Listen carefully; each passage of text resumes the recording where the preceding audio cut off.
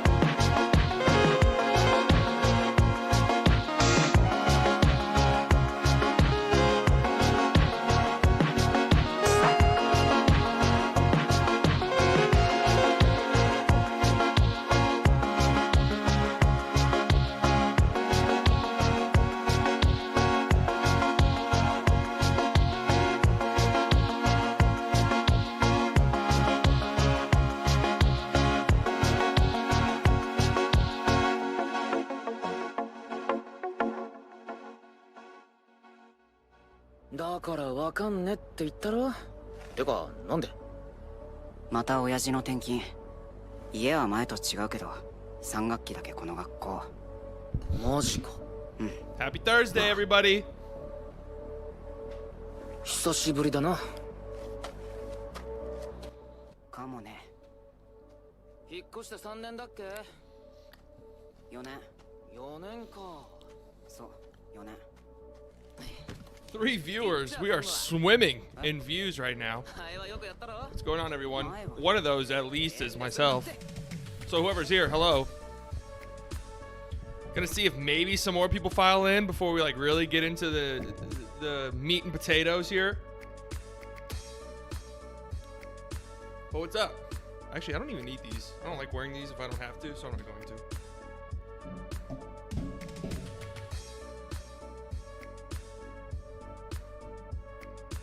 We got some stuff to go over, some news, and then obviously we're going to do our conference championship picks here towards the end of the pod. Brett's not here. I have his picks. I'll be carrying the stream. And some big news around the league today. But I guess while we're waiting for more people to follow in, if more people even do, I guess let's discuss some housekeeping things. One, we will be live streaming the games on Sunday, obviously. That needs to go without saying, I feel like, at this point. I'm a little bit nervous because I don't know what's going to happen when the season is over, to be 100% honest with you. Obviously, we got 2 games left. So, you're going to have to get creative with the channel once the NFL season is over. What percentage do you think my boy Mahomes is at for playing Sunday? I think it's 100. I'm pretty sure he's practicing and practicing like fully. I think he's playing. If he doesn't play, that's obviously terrible news for the Chiefs. But from what I understand, Patrick Mahomes is definitely playing. Like, I think so much so that I'm pretty sure I saw that the toe was more of an issue than the head. So I think that he's going to be okay. He's going to play. There's no way the NFL was going to not let Patrick Mahomes play. Like, zero chance. Absolutely none. Patrick Mahomes is playing on Sunday. I'm not a doctor, though, so don't hold me to that 100%, but that's what it sounds like. All right, what was I saying? Oh, yeah, I don't know what this channel is going to look like when the NFL season's over. I have some ideas for some videos that I was going to do like this upcoming week, but I think I'm going to hold off and wait until there's not like actual NFL action to discuss. But if you missed it, a couple days ago I dropped another Jack Easterby video, a follow-up to the most successful video on this channel's history, and it did well. If you missed it, watch it after the stream, obviously. I don't want you to not be here. But I thought about running a Facebook ad. Obviously, this is kind of irrelevant right now, but while we're waiting for more people to file in, we'll discuss some things. So I ran a Facebook ad on this, and it did pretty good. It did pretty good, but I didn't refine it enough. And some of the results were pretty funny. I want to share it with you guys. If you guys care at all, which I'm sure you don't. So anyways, Well, it's not this. I did the Facebook ads thing here. I don't know if I should show this information, but look here. This is the thing that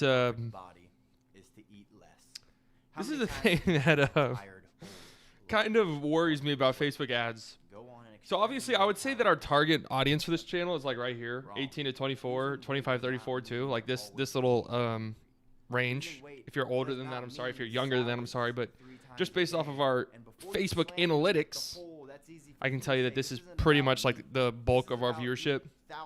So having this Facebook ad target people who are 55 to 64, I don't know if that's going to cut it from here on out. So I'm going to have to refine these. And really the only reason why I bring it up is some of the comments that were left on this post were pretty bad. Were pretty bad. And that's really not what I want to...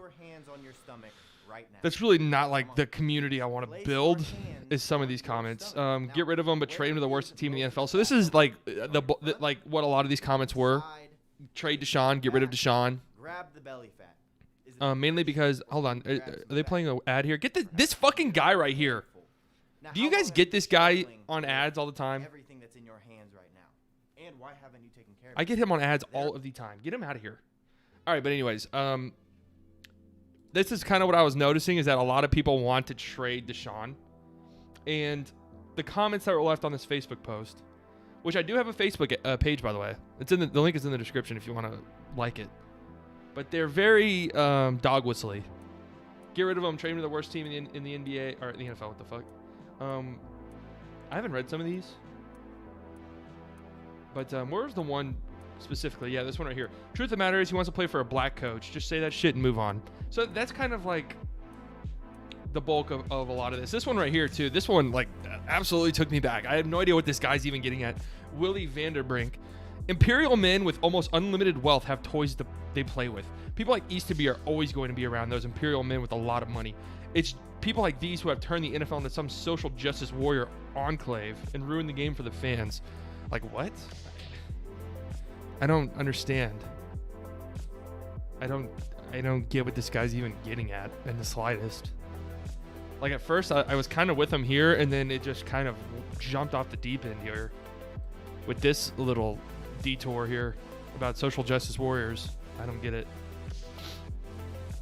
I don't get it. And then everyone, yeah, like I said, stop posting fake ass news. What is slightly biased? More fake news. Fake news, guys. Again, I didn't break any of this. I'm just reporting off of what Sports Illustrated said. But everybody was calling me fake news, which I find hilarious. I hope for Houston's sake it is fake news. Really, I do.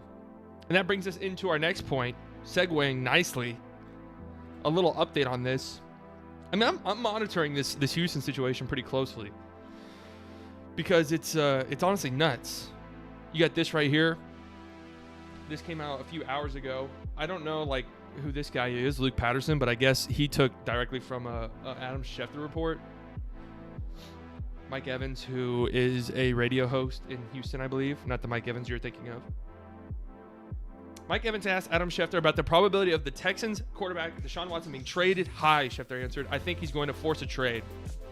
Schefter added, I don't think he'll play there again based on what I'm being told. So it seems to be the assumption around the league is that Deshaun Watson wants to be traded. He's going to ask for a trade, and he eventually will get traded. Now, I don't know. Again, this sounds like speculation on Schefter's end. And that seems to be the case. Like, nobody actually knows. And I as far as I know, Deshaun himself has not, like, formally requested a trade at this point in time. But a lot of reports. There's, like, so many conflicting reports out of Houston. I honestly don't know. When I was doing my research for the video I posted a few days ago, honestly, like, I didn't really... I came away not knowing what to think. Because you have some reports that Deshaun's really actually not that mad. I remember, Monday night? There were reports from two smaller, like, Texans reporters. I don't know if they're actually beat reporters or what their role is. But they were saying that Bieniemy is guaranteed to be the next coach. Deshaun was, like, in the interview for Bieniemy, and that it was, like, all but done. I don't know the validity of that, and if that is the case, I think all is well. Like, as far as the coaching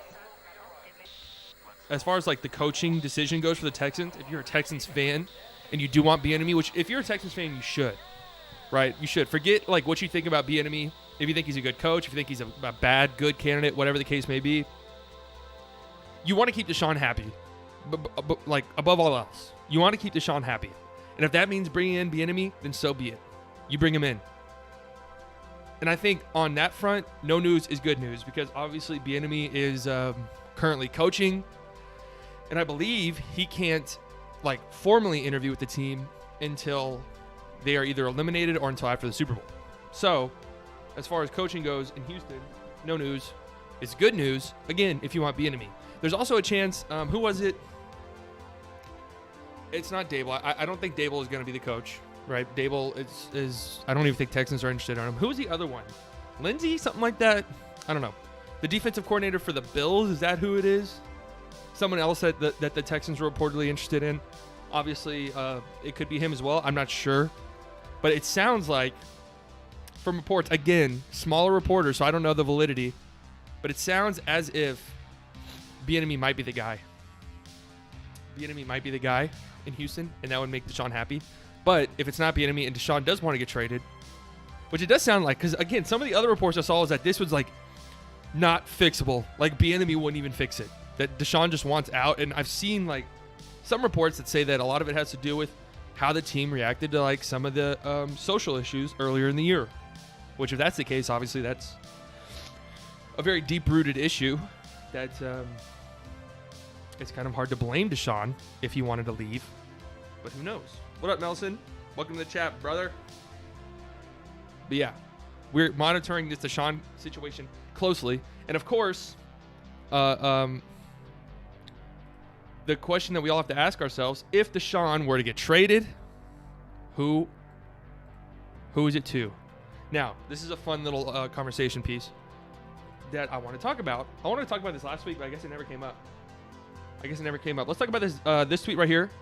Sweez D's, he's going to the Broncos. I wish. The Broncos are an option for sure. But you have these teams right here. Dan, I always fuck up his last name. Orlovsky. Like, it's not a hard last name at all, but I always mess it up. Dan Orlovsky believes these are the 6 teams that should not be calling Houston. Kansas City, right? That's obvious. Seattle. Tampa Bay, I disagree with that one. Buffalo, Chargers, Green Bay. Now, I'm going to take it a step further. I think that there are, off the top of my head, maybe 5 teams in total that 100% would not be calling Houston. Chiefs, obviously, it wouldn't make sense at all. You'd be downgrading. I don't think the Seahawks would, but I'm not even 100% convinced. But I don't think the Seahawks would. I don't think the Chargers would. Yes, Deshaun is a better player than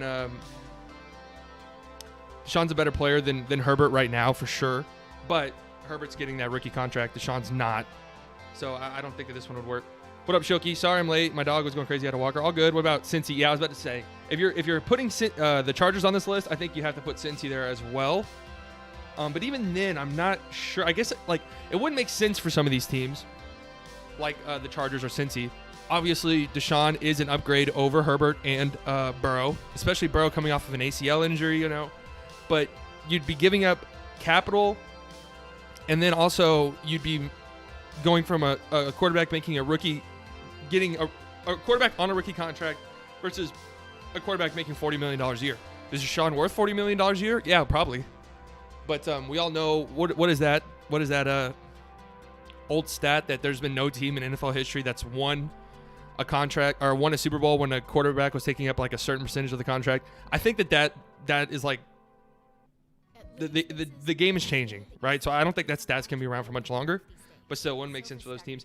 I don't agree with Tampa Bay and Green Bay. I don't think that those are 100% at least. I mean, Tampa Bay, why would you not? I get that Brady is there, but that would not make sense from a future perspective. If you had the chance, if for whatever reason Deshaun said, yo, I have a no trade clause, I am only accepting a trade to Tampa Bay, I think the Bucs would be nuts to not do that. I just think they would. Green Bay too, like, yeah, obviously, you're probably going to keep Rodgers, but let's just say, hypothetically, the Packers win, and Rodgers says, you know what? I'm going to go out on top. And he leaves. Obviously, Green Bay would make the call. But, like, other teams off the top of my head, Dallas probably. Green Bay got love, and they have to stand by it? No, I don't think so. If Rodgers left and Deshaun was available, I think that they would be all over that. I think San Fran is done with Jimmy G, but IDK, who would want him in his contract? I think they can cut him, Jake. I think that they could cut Jimmy G and save money this offseason. That's what a lot of people think is going to happen. Brady's getting a lot for like 4 years, IDK. Did Brady sign a multi-year contract with the Bucs? I honestly don't remember what Brady's contract was. But even then, I just, if Deshaun wanted to go to Tampa Bay for whatever reason, like that was the team he wanted to go to, they would be nuts to not do that. Something I think for Dallas, it wouldn't make a lot of sense too. I mean, obviously I'm slightly biased. I don't think the gap between Dak and Deshaun's that big. I do think Deshaun's a little bit better, but I don't think the gap is that big, and it would be such like a lateral move for the Cowboys while also getting, while also having to pay Deshaun probably more than you'd have to pay Dak while also giving up capital wouldn't make any sense. Why is Deshaun worth $40 million? Deshaun had an absurdly good season. Like, he's a really good quarterback. He probably had like a top 3 season this year, but obviously his team is just terrible. 2-year, I believe, for Tom Brady. Yeah. Can he carry his team? You have to ask yourself, how many quarterbacks in the NFL can actually carry a team? Like, actually. All right, Nick, tell me where when we talk about like carrying a team, is an ad playing again on here? Dude, enough of the ads. This has been playing for a minute and 50 seconds. Why did y'all say something? Anyways, like, think about it. Everyone always talks about quarterbacks that can carry teams. What quarterback can actually do it? Has there ever been an instance of a quarterback actually doing it? Last year, you had the Chiefs. Amazing team. Patrick Mahomes, amazing, obviously. But an amazingly good team. 2 years ago, Patriots. Amazingly good defense. When Russ won, you had the Legion of Boom. Eagles won with the backup quarterback. I looked up Tom Brady on Smart Track. There's a PJ golfer named Tom Brady. Is it Tom Brady himself? I don't know what Tom Brady does in the offseason. 2 years, $30 million. But again, though, if for whatever reason, again, Deshaun said, give me Tampa Bay, They'd be nuts to not do that. I really think there's only like 5 teams that 100% are saying no to a Deshaun trade. And I think the Jags probably would too. How about 2019 Watson? Watson was good last year too, wasn't he? $40 million not worth for a quarterback that can't overcome bad team. Again, though, can you list me any quarterbacks that have in the past overcame bad teams? Like, we're talking terrible teams too. We're not talking like some of those Packers teams that Rodgers carried they were like okay. They were like pretty below average outside of Rodgers. Same can be said for some like the Drew Brees Saints teams. But the Texans are just horrific. Like, they're terrible. Watson and Hopkins. Why does Tampa think TB12 is coming back? I mean, I don't know. Good question, Sweeze. I don't know. I don't know what Tom Brady's thing is. I wonder, like, if Tom Brady were to win, if the Bucs were to win a Super Bowl, does Tom Brady just ride off into the sunset? I would think maybe. Like, what else would Tom Brady have to prove at that point? He's won, that would be what, his 7th Super Bowl, and he won one with another team outside of New England? That'd be amazing, honestly. But I don't understand. Let's see what some people are saying in the comments. I always like reading comments. The disrespect for Lamar is unreal. Oh, yeah, I guess I did forget the Ravens. I don't think the Ravens would trade for Watson either. The Chargers, but not the Bengals. Yeah, who said that earlier? Shoki, was that you? Yeah, I agree. There's really no way you did this, Dan. I don't think that the Ravens would trade for him, actually. I'm thinking that. Like, just not, like, I think Deshaun's better than Lamar, but the Ravens literally built their entire offense around Lamar. I think $40 million should be for the next top quarterbacks. Other than that, $30 million max and preferably $25 million. Yeah, but I agree with what you're saying, like, in theory. In a vacuum, right? You don't want to pay these quarterbacks that much money. Better to have a good team with an average quarterback. I do agree, but it's just like you have to consider the market. The market always dictates these contracts. Because if you don't pay Deshaun $40 million, somebody else will. And then what are you going to do at quarterback? Like, you can't win with a bad quarterback. It's like it's impossible. I mean, there's on very, very rare occasions an average quarterback has won. But your team has to be stacked. Like, your team has to be stupidly stacked. Brady has 2-year, $50 million guaranteed. Fully. Wow. Well, and then, the thing is, too, is like, if Deshaun were available, there will be teams who are offering better trade packages than, like, the Bucs anyway. Because you'll have, I don't think the Jags would do it. Again, you have the number 1 pick in the draft, $100 million in cap space. You get a quarterback on a rookie contract, build your team however you want. Don't have to worry about trading the number 1 pick, and then paying Deshaun $40 million a year. So I don't think they would do it. But I think the Jets probably would. I think the Dolphins would. I think I saw that the Panthers were betting favorites. Hold on, let me see if I can find that.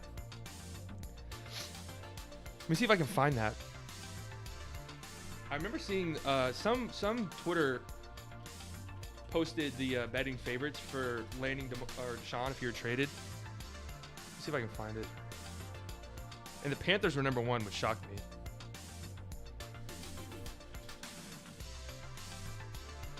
The Panthers were number 1. Here it is. Bet online. You got the Panthers at number 1, plus 600. Which makes sense. The Panthers are desperate need of a quarterback. Dolphins plus 650. That one makes the most sense to me, but also, do they believe in Tua? I mean, it sounds like it. Wait, did Orlovsky had the Bills on that list, right? Falcons makes sense. Jets makes sense. Broncos, Raiders, Saints, Bears, Patriots, 49ers, all those teams need quarterbacks. I think players care more about money than winning Super Bowls. You got to get paid. It's a violent sport. Where do you actually think A. Robinson and Kenny G will end up? I don't know about Kenny G. I don't know. Like, wouldn't it make sense for the Lions to bring him back? Because isn't Marvin Jones is a free agent too. So what the hell are they about to do? Are they going to let both of them walk? Because I think Marvin Jones is gone.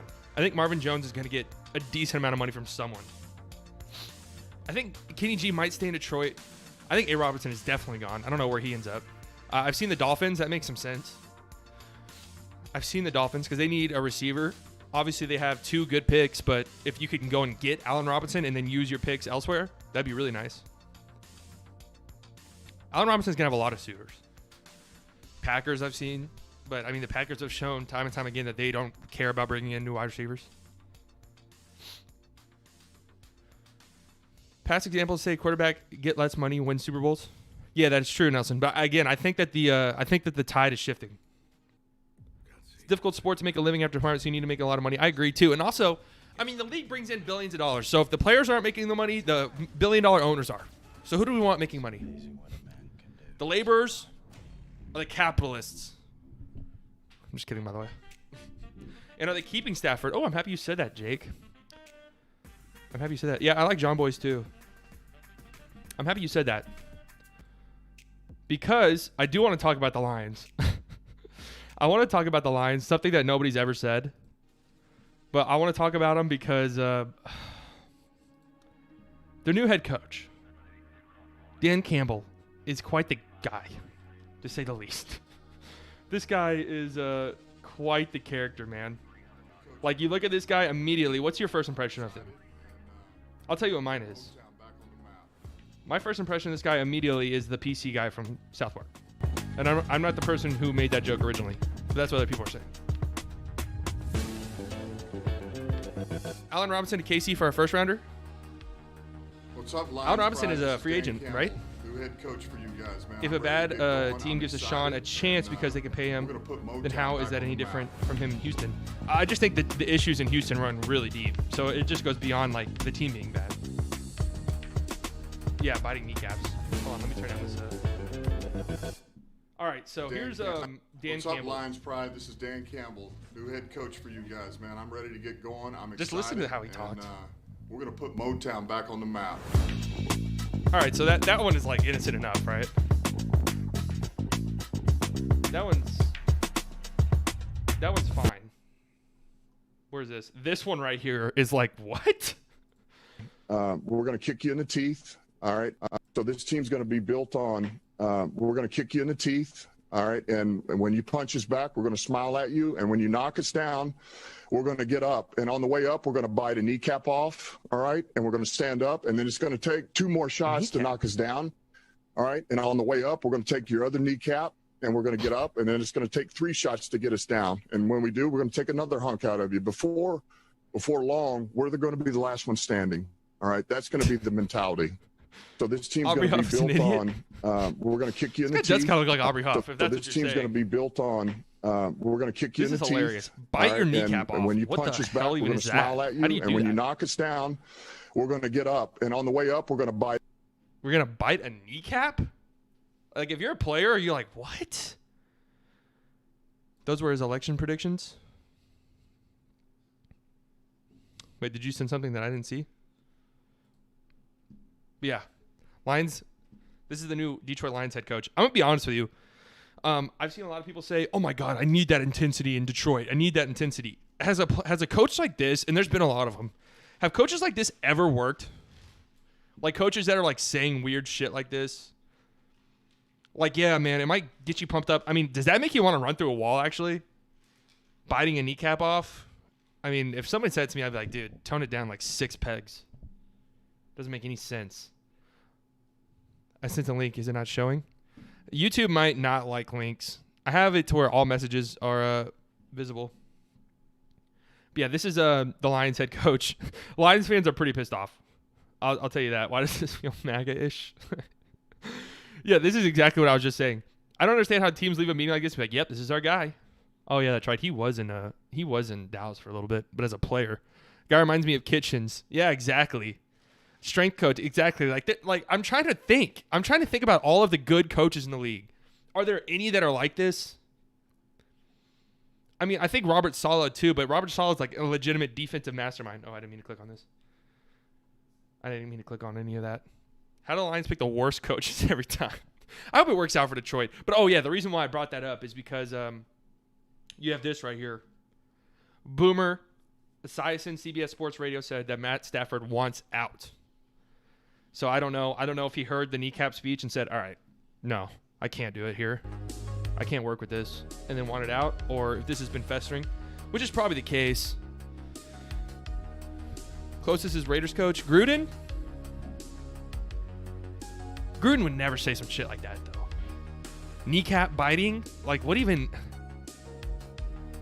is that? Like, Gruden would never say something like that.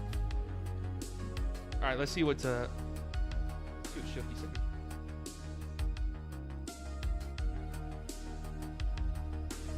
Oh, I've seen this. I have seen this.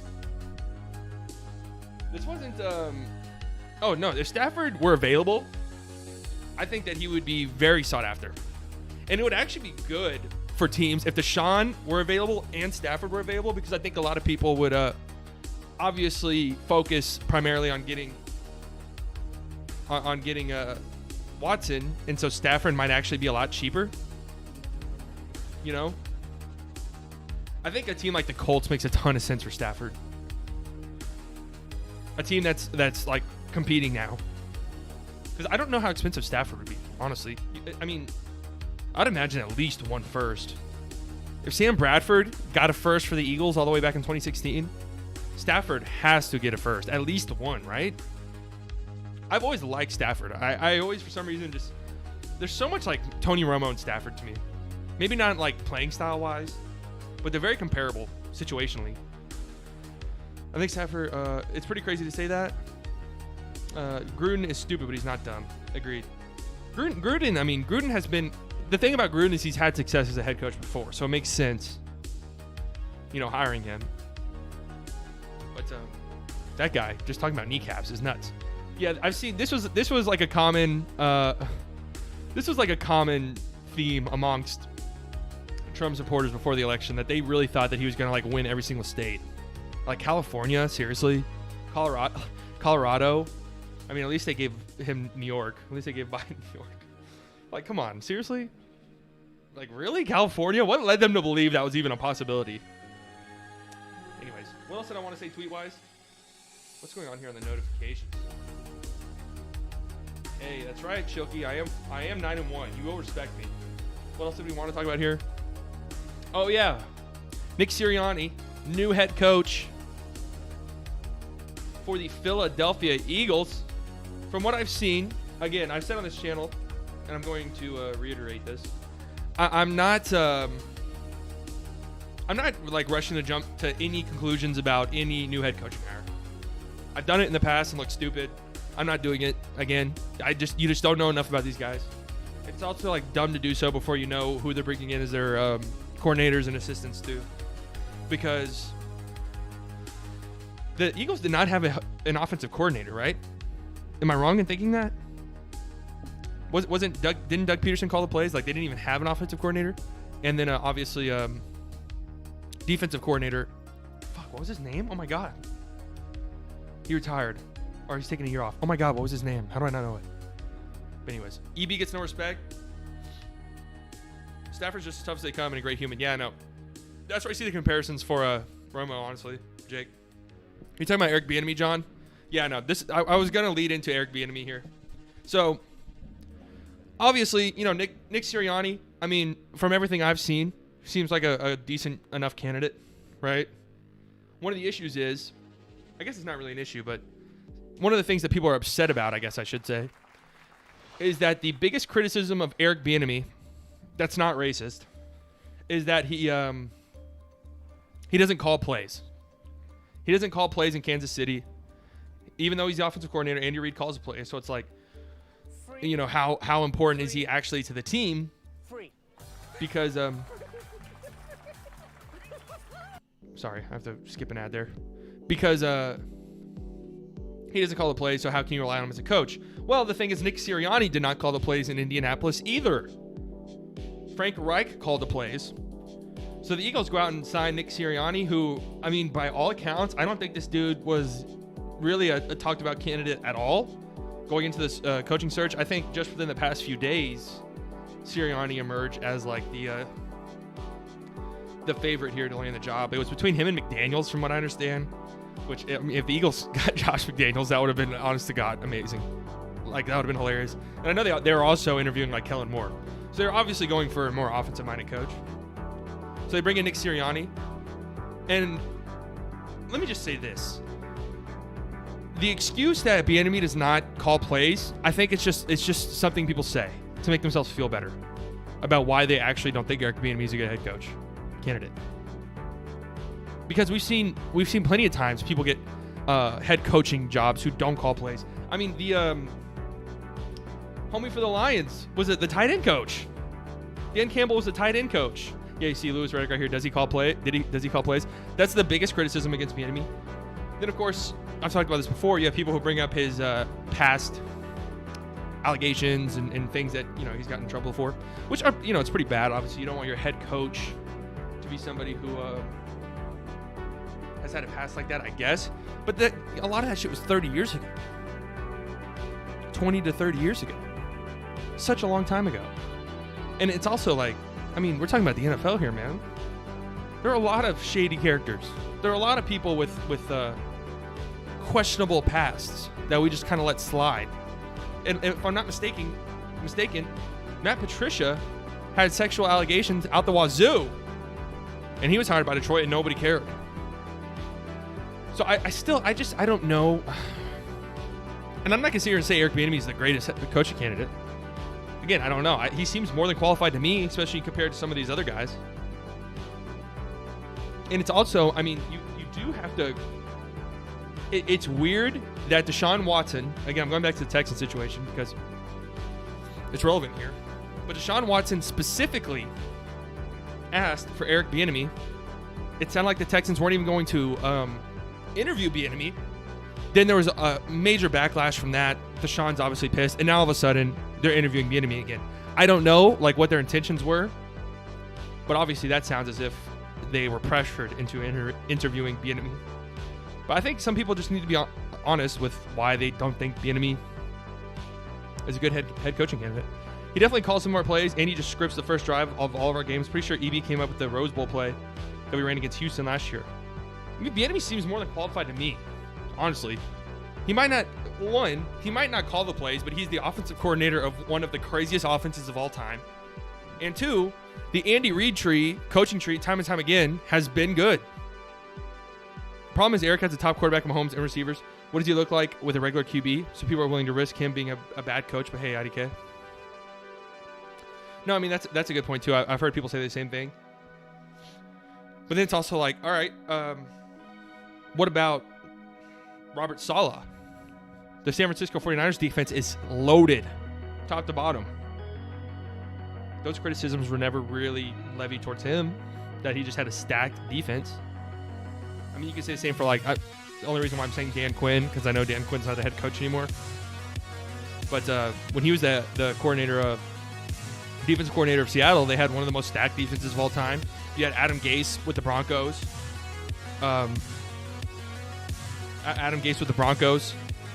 Peyton Manning carried that team. I told you a while back I would hire a coach that makes an average quarterback look good. I mean,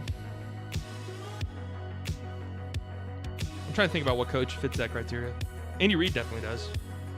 But Andy Reid's always had pretty decent quarterbacks, so obviously Mahomes is one of, if not the best. Andy Reid gets the final call, but the narrative that EB doesn't call and he plays is false. I watch every game. Yeah, I know. I don't know. It's definitely like the fact that the NFL has 2 black head coaches and I think the league is like 70% black. That's weird. Like, I'm sorry, that's just not.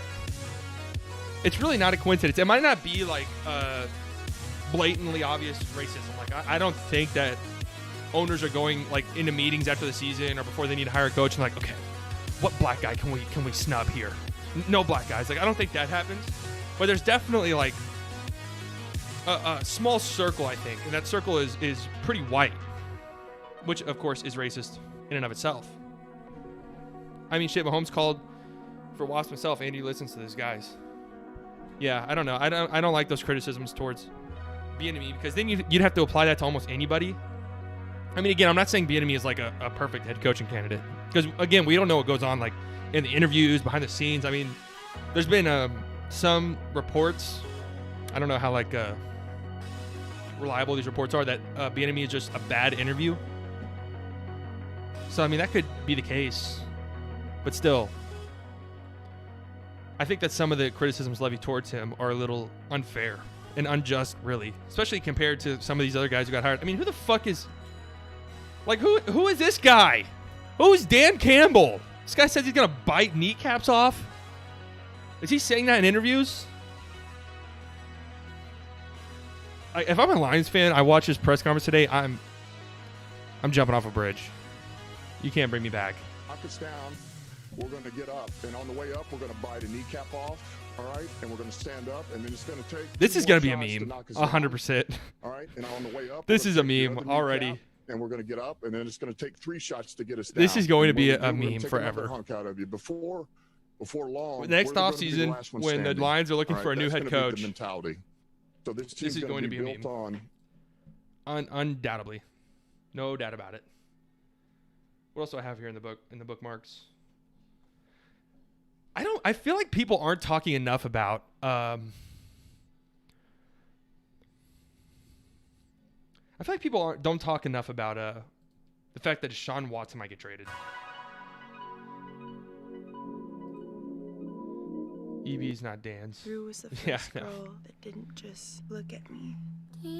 My God, there is a lot of ads on these music streams. Well, what else do we have here? So yeah, Nick Sirianni. I honestly God know next to nothing about the dude. He might be a great hire, so I don't know. Whatever reason Siri popped up, I don't want you. Get out of here, please. Thank you. I feel like I had some more popped up. Let me look at this off the screen because I don't know what I have saved in my bookmarks. A lot of memes. Oh my God. Okay, let's go over this, please. This is so funny to me. I know I talked about it in my video about this. I posted again on Tuesday. If you haven't seen it, check it out. After the stream about the Houston Texans situation, Jack Easterby, and so on and so forth. What do you guys think? Do you guys think that this is Jack Easterby's Twitter page? A lot of people think so. And he's like active on it. I think he tweets at least once or twice a day. I'm honestly on the fence. If this isn't Easterby, it's definitely somebody that he knows, or it's an elaborate troll job. Like there's no way this is just a random fan supporting him. Can we talk about a Mark Ingram landing spot? I don't know where Mark Ingram goes. He's just older. Maybe like a younger team.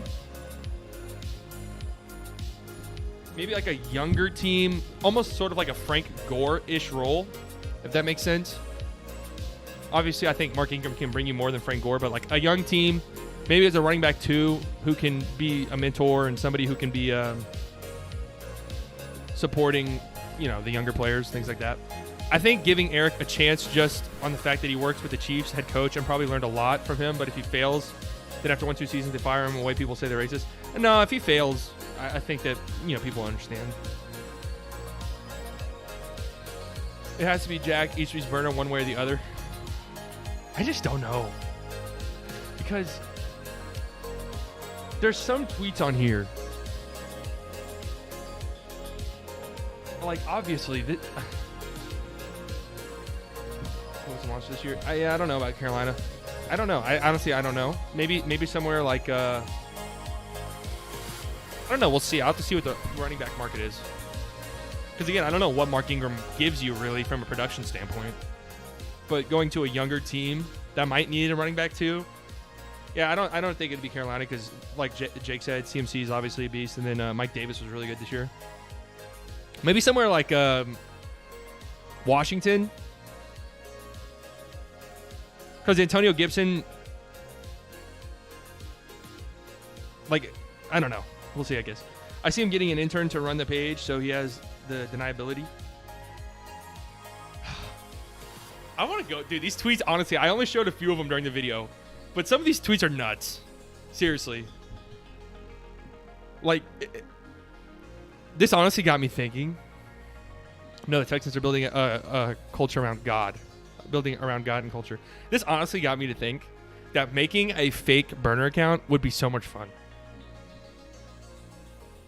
Like this tweet right here. God made a man and a woman for a reason. Mike Florio must not have gotten the memo. This guy's a fruit bowl. That's like maybe I'm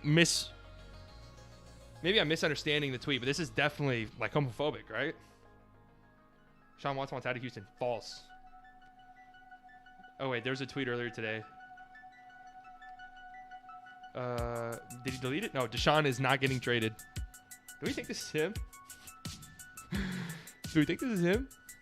I like watching for him, give him a true goal line back. Yeah, that's kind of what I was thinking. Antonio Gibson's really not that guy, even though I really like Antonio Gibson. McKissick's not that guy either.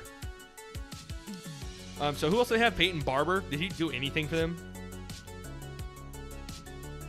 Did you see Haskins to the Steelers? I did see that.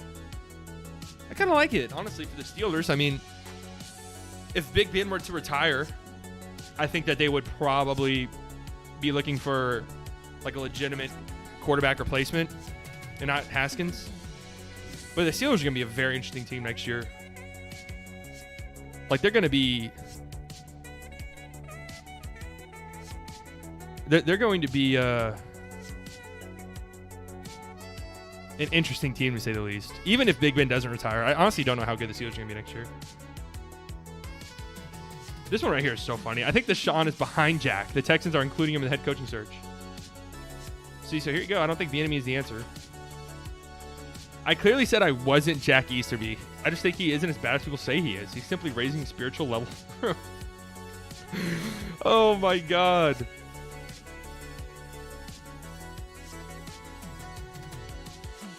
Hello? This is all I'm imagining right now.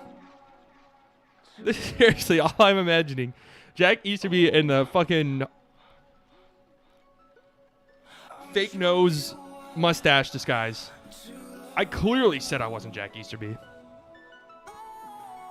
I think Gibson's needs some time to learn how to be an NFL running back, which would say isn't a good thing, but I think he's a real playmaker. I mean, if that's the case, then you got to be really excited if you're a Washington fan because he looked really good. Marking him to the Rams and cut everyone but Cam Akers? Maybe. I don't hate that. I really like Cam Akers. I think he's really good. We'll see, though. Again, like the NFL running back market is so weird. It's always like teams that you don't expect need a... I hate this song. Oh, my God. It's like teams that you don't expect to need running backs always end up needing running backs. So we'll see. Like, I'm sure some running back that we don't expect to get cut will end up getting cut. So Mark Ingram will definitely end up somewhere. Is Latavius Murray a free agent? Maybe he goes back to New Orleans.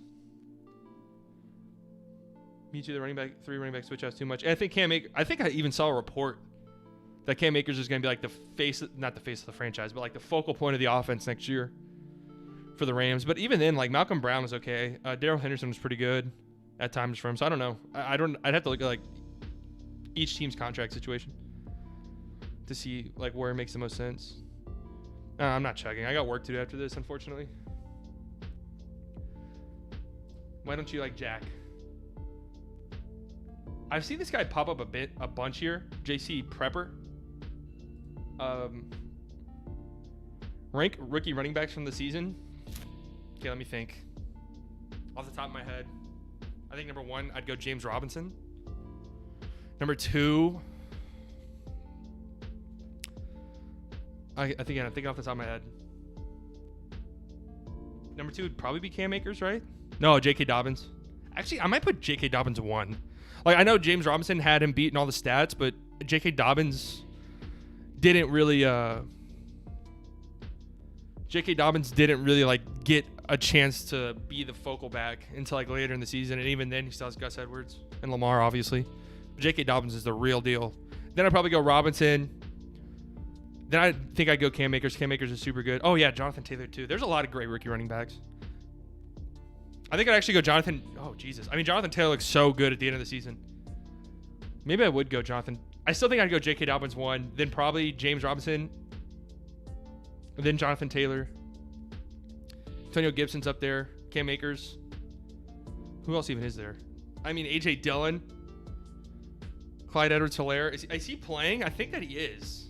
Yeah, Clyde Edwards-Helaire ran for 160 against the Bills the last time they played. Clyde Edwards-Helaire needs a breakout.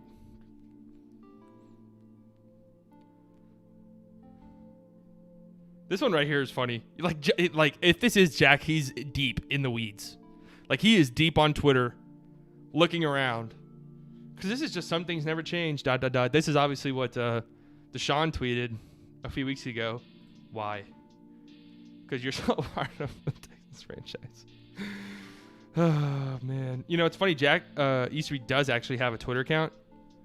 And if this is true, I don't know if this is real or not.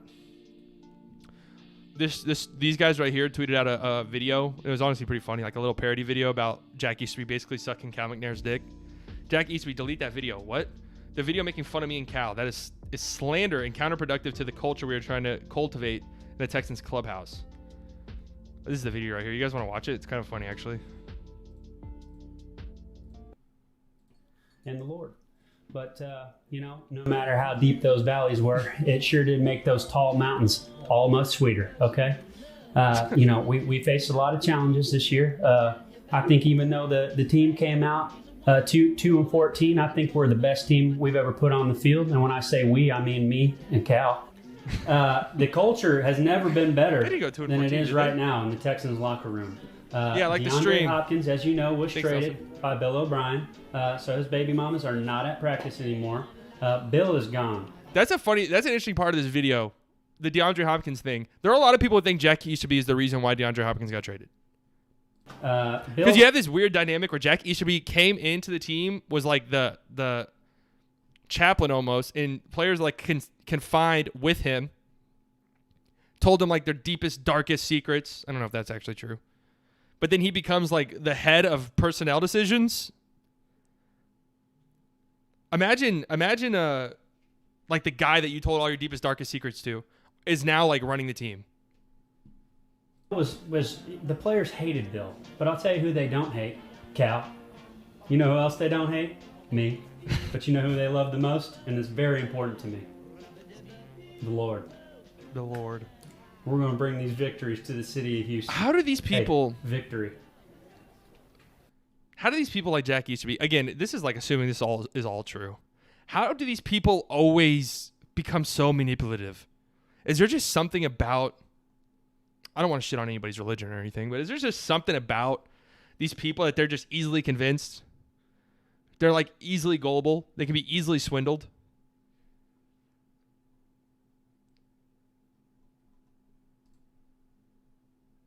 I'm trying to figure out if this is a real picture or not.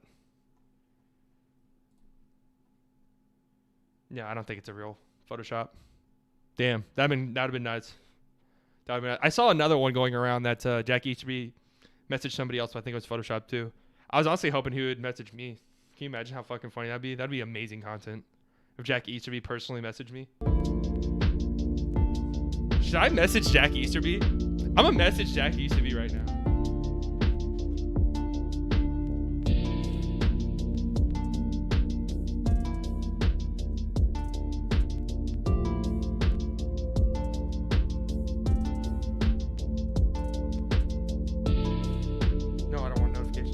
Damn, does he have to follow me? Imagine if we got like Jack Easterby on the show. Can you imagine how insane that'd be? Con artists are very smart and persuasive people.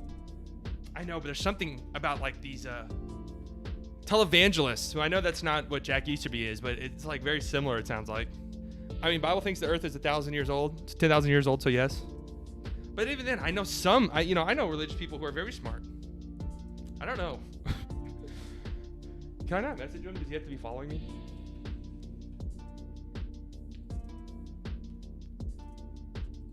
I'll tweet him.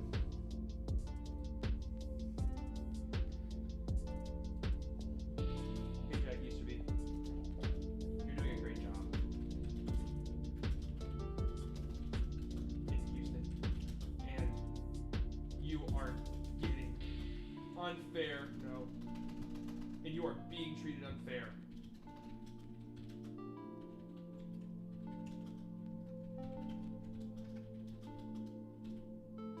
By the fake news media.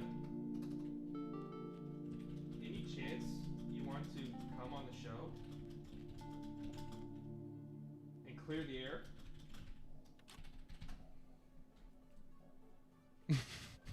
He probably even turned you, Con. No chance. He'd do anything to clear his name at this point. Worth a shot. I sent it. I don't think he's active on Twitter at all. We're just retweeting a bunch of stuff. Like, I don't need... Does he tweet at all? Oh, the last time he actually tweeted was December 31st. Victory minded. Victory hearted. Oh, my God. Why am I not surprised at all he tweets like this? Victory minded. Victory hearted. Victory focused. Victory talk. Victory walk. Victory leadership. Victory vision. Victory effort. Victory, victory, victory.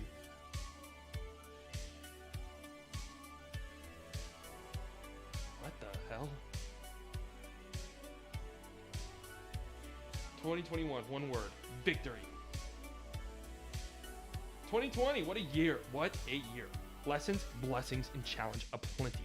So thankful for... I'm just trying to imagine. You guys ever went to like Young Life or anything, or like youth church camps? This is what I'm envisioning. Right here. He's got like a guitar swung around his shoulder, ready to break in a song at a moment's notice. Like, this is what I'm envisioning. He's like 23. You know, there's like 20...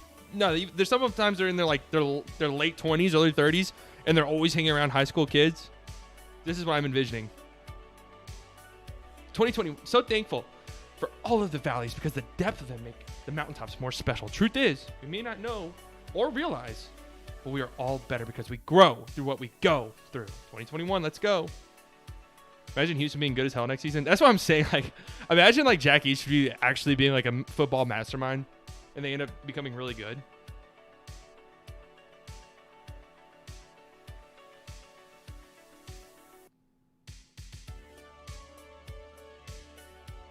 I'm trying to find like something damning, but it just looks boring.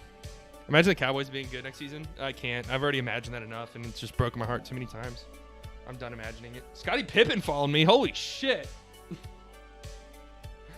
Personal investor. How much you want to bet to this Scottie Pippen guy? Are you talking about sports investing? Oh no, he's an actual investor. I want to get into investing. That's anyway beyond the point. Anything else I wanted to talk about? We went over the Jack Easterby stuff. Here's the Andre Johnson stuff. Obviously, this is all stuff from the Jack Easterby video. Anything else? My God, if the Eagles hired Josh McDaniels, dude, oh my God, it would never have ended. The memes would have never have ended. So yeah, I want to do. We should rank the best rookie running backs. Off the top of my head, I can't really think of who it was. Because I know there's some that I would forget for sure. Is Mike Davis a rookie? I don't think he is. Houston being good next year would be crazy. I just don't think. Why invest when you can bet everything on the over? Never bet the under. Ever. Never bet the under. I don't think I've ever, like, not regretted betting the under on a game.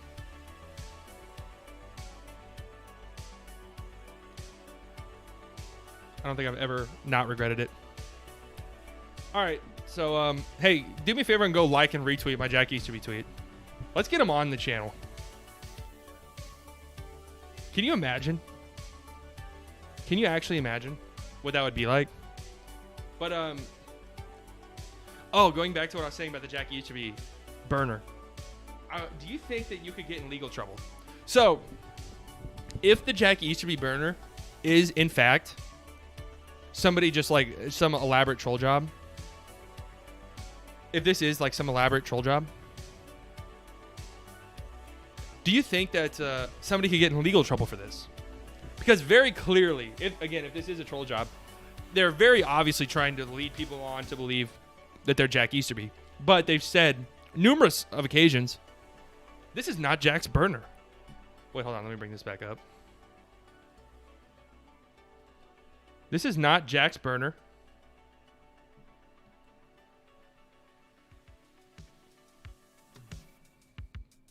This is not Jack's burner. At least one Texans fan has to have its own brain. Don't let the media create false narratives. Andre and Deshaun are better men than this. God bless. Like, very clearly, this person's pretending to be Jack Easterby. But if you were to make a fake Twitter page in the attempt of trolling, and you wanted to lead people on to believe that you were a certain person, could you get in trouble? Because if this person were to get in trouble, if this is a troll, which I honestly think it is, couldn't they just say, yo, I've said a million times I wasn't Jack. Everyone just thought I was him. Let's see the likes. We got anything damning here? I mean, he did tweet. Let me see if I can find it. He did tweet saying that Deshaun Watson can't be trusted because he has tattoos. Or some stupid shit like that. Obviously, you got like, good morning, attack today and serve the God's purpose. I've stated since day one that this isn't Jack Easterby. Some people just can't comprehend, huh? It's not. I think you misspelled Jack. Joke Easterby. I think you misspelled Jack, bud. Hold on. I want to see this tweet. Did he delete it? Because I don't think Jack Easterby is a dumbass. So if everyone thinks this is him, don't you think he'd probably like cool it a little bit? I think it was right here actually in this. The guy has tattoos all over his body. This is exactly what I was saying. Deshaun isn't the guy you all think he is. He thinks he's above the team. This guy tweeted, only people are misguided individuals to get that information from sources far away from the team, blah, blah, blah. This guy has tattoos all over his body. I saw this tweet exchange right here. So did Josh Gordon, one of the guys Jack Easterby worked most closely with and has the most adoration for while at the Patriots. This guy says, dude, you know this is Jack Easterby, right? Like, dude, you know this is Jack. That's exactly what they would say. Exactly what I'm saying right here, man. This is Jack Easterby through and through. I'm sure they can make that person have a bad month, but I don't know if it's illegal. Dude's mom probably has a tramp stamp too. Jack's mom.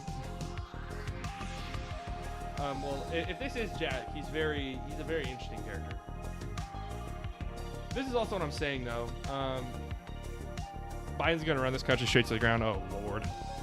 Oh, God. If he cooled off for people thinking it was actually him, then it would have been even more sus. Yeah, that's true. That's what I'm saying, though. Obviously, Jack's not an idiot. Like, that's very clear. Jack is not an idiot. So I'm sure if like the heat was turned up, that he would probably like refrain from tweeting shit like this, or tweeting about Deshaun Watson's tattoos, or like tweeting pro-Trump tweets like in this climate. You know what I mean? So I kind of think this is a troll. The more I think about it, I clearly said I wasn't Jack Easterby. So there's only 3 outcomes, really. The Carson Wentz burners were awesome. Dude, that's low-key. I was kind of thinking, like, it'd be funny to make a fake Carson Wentz page and, like, pretend it's Carson Wentz. Get the Biden slander out of here. He's been in office 1 day. These people don't care. I mean, it's just, it is, like, it's just, I don't really want to talk about politics, but I have no issue talking about politics.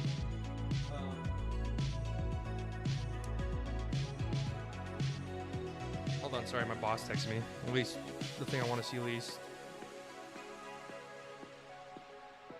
But it is my favorite burner is I Miss Foles.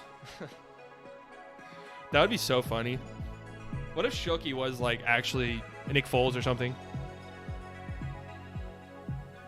I've always wondered like if any player watches our channel in any capacity. Remember, Jordan Lewis does have me blocked. All politicians suck balls. Most of them are terrible. Agreed. Most of them are pretty bad. All right. What's next? What do we have next here? Brett texted him? Yeah, Brett's my boss.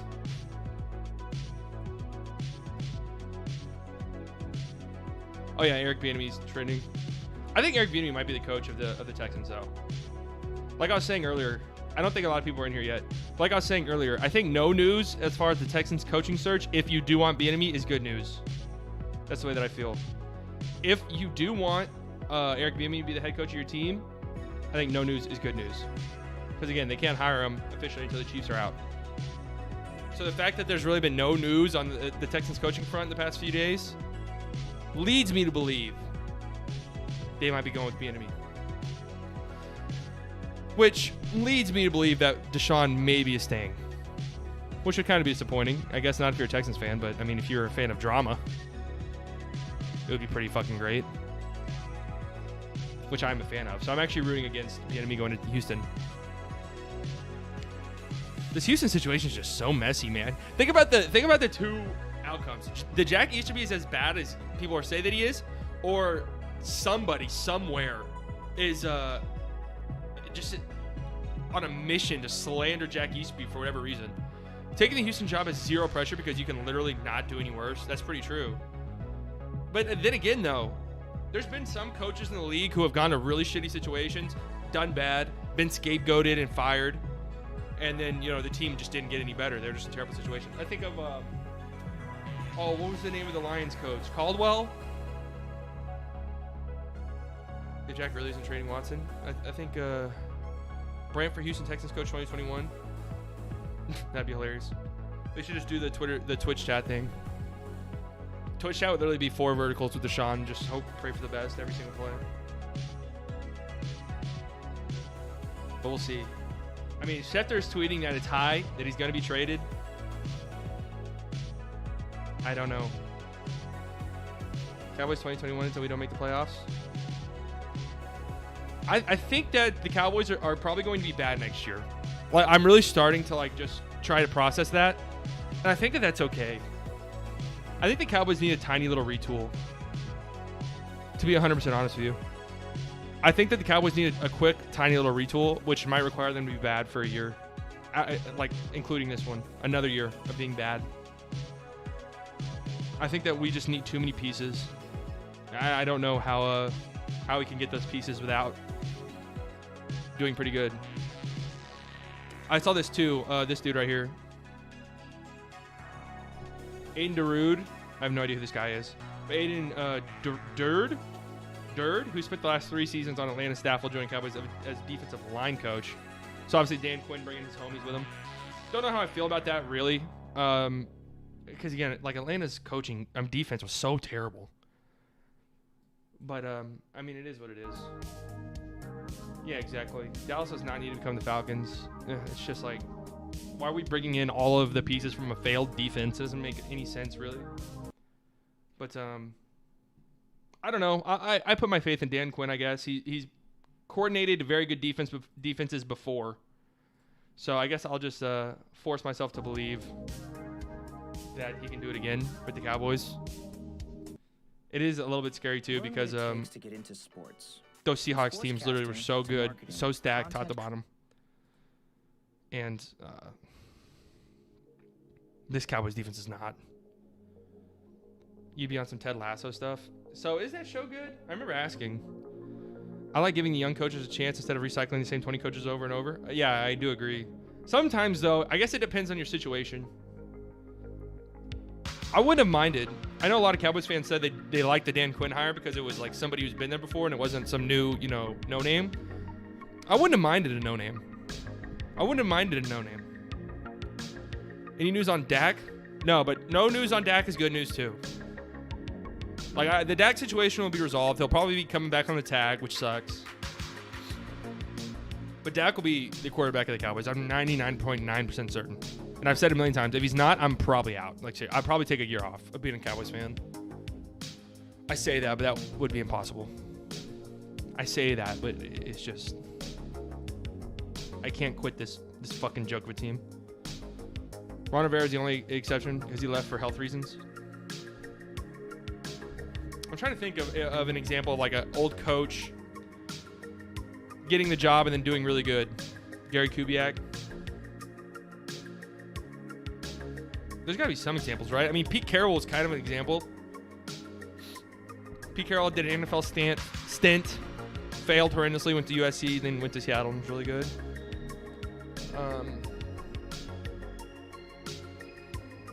Bill Belichick obviously was an experienced coach, not super experienced. But we're not talking recently at all about any of these guys. I think Mike McCarthy's got 1 year left. If Mike McCarthy doesn't do it this upcoming season, he's got to go. That's just the way I feel. I'm not sitting around for fucking 10 years again waiting for a head coach. I'm just not doing it. I just refuse to do it. When Ron came in and immediately took away the ping pong tables, you knew he was the real deal. Yeah. But I mean, Mike McCarthy came in and turned music off at practice. So a lot of that shit sometimes is just posturing. Like the Dan Smith dude or whatever his name is for the Lions. A lot of these coaches come in and say shit. They do the football talk, which I still think is the cringiest thing in the world. like this. We're going to kick you in the teeth. All right. And when you punch us back, we're going to smile at you. And when you knock us down, we're going to get up. And on the way up, we're going to bite a kneecap off. Yeah, I remember Ron Rivera took like the ping pong tables out of the locker room. 2 more shots. No to ping knock us pong. down. All right. And on the way up, we're going to take your other kneecap. And we're going to get up. And then it's going to take 3 shots to get us down. And when we do, we're going to take another hunk out of you. Before long, we're going to be the last one standing. All right. That's going to be the mentality. Yep. Wow. That's the mentality of every team, by the way. I can't believe that fucking guy said that. We're going to bite your kneecap off. Also, do I want my head coach saying we're going to get knocked down 3 separate times? I don't know. Bite your kneecap off. That's crazy. All right, we're about to get into these picks here. I'm nervous about these picks, man. I got to come through this week. I got to come through in a big way. I'm going to go pee first. We're going to get into these picks. Yeah, that guy is insane. This guy is insane. Sometimes you need a little bit crazy, but, you know, I don't know. I don't know. All right, sit tight. I'll let the kneecap play while I'm gone, so you guys can just get motivated here. Here's the motivation you guys need to continue through your day. 1 day left in the week. This is what you guys need right here. We're going to get up, right. and on the one's going to be. So this team's going to be. You're an 8-hour workday away from the weekend. Going to be built on. We're going to kick you in the teeth. Think about this. And when you punch us back, we're going to smile at you, and when you knock us down, we're going to get up. And on the way up, we're going to bite a kneecap off. All right, and we're going to stand up, and then it's going to take 2 more shots to knock us down. All right, and on the way up, we're going to take your other kneecap. And we're going to get up, and then it's going to take 3 shots to get us down. And when we do, we're going to take another hunk out of you. Before long, we're going to be the last one standing. All right, that's going to be the mentality. So this team's going to be built on. We're going to kick you in the teeth. All right, and when you punch us back, we're going to smile at you. And when you knock us down, we're going to get up. And on the way up, we're going to bite a kneecap off. All right, and we're going to stand up, and then it's going to take 2 more shots to knock us down. All right, and on the way up, we're going to take your other kneecap. And we're going to get up, and then it's going to take 3 shots to get us down. And when we do, we're going to take another hunk out of you. Before long, we're going to be the last one standing. All right, that's going to be the mentality. So this team's going to be built on. We're going to kick you in the teeth. All right, and when you punch us back, we're going to smile at you. And when you knock us down, we're going to get up. And on the way up, we're going to bite a kneecap off. All right, and we're going to stand up, and then it's going to take 2 more shots to knock us down. All right, and on the way up, we're going to take your other kneecap, and we're going to get up, and then it's going to take 3 shots to get us down. And when we do, we're going to take another hunk out of you. Before long, we're going to be the last one standing. All right, that's exactly how I feel about picks right now. I'm going to be the last one standing. Me.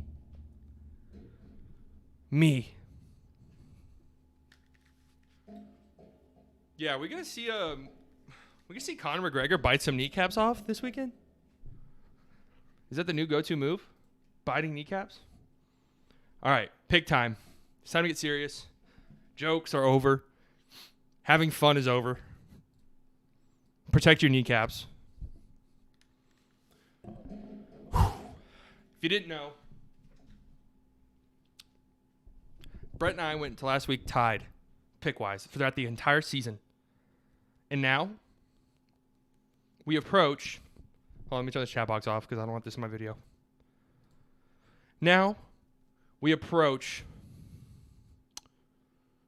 the final 3 games of the season. Who's going to come out on top? Brett has a 1-game lead. It's close. I've been 9-1 on playoff picks this year. I got to say, that's pretty fucking good. 9-1, and I've picked every single upset correctly. Every single upset I have been correct on. The only game I missed was Ravens. I thought the Ravens would pull it out against the Bills. They didn't.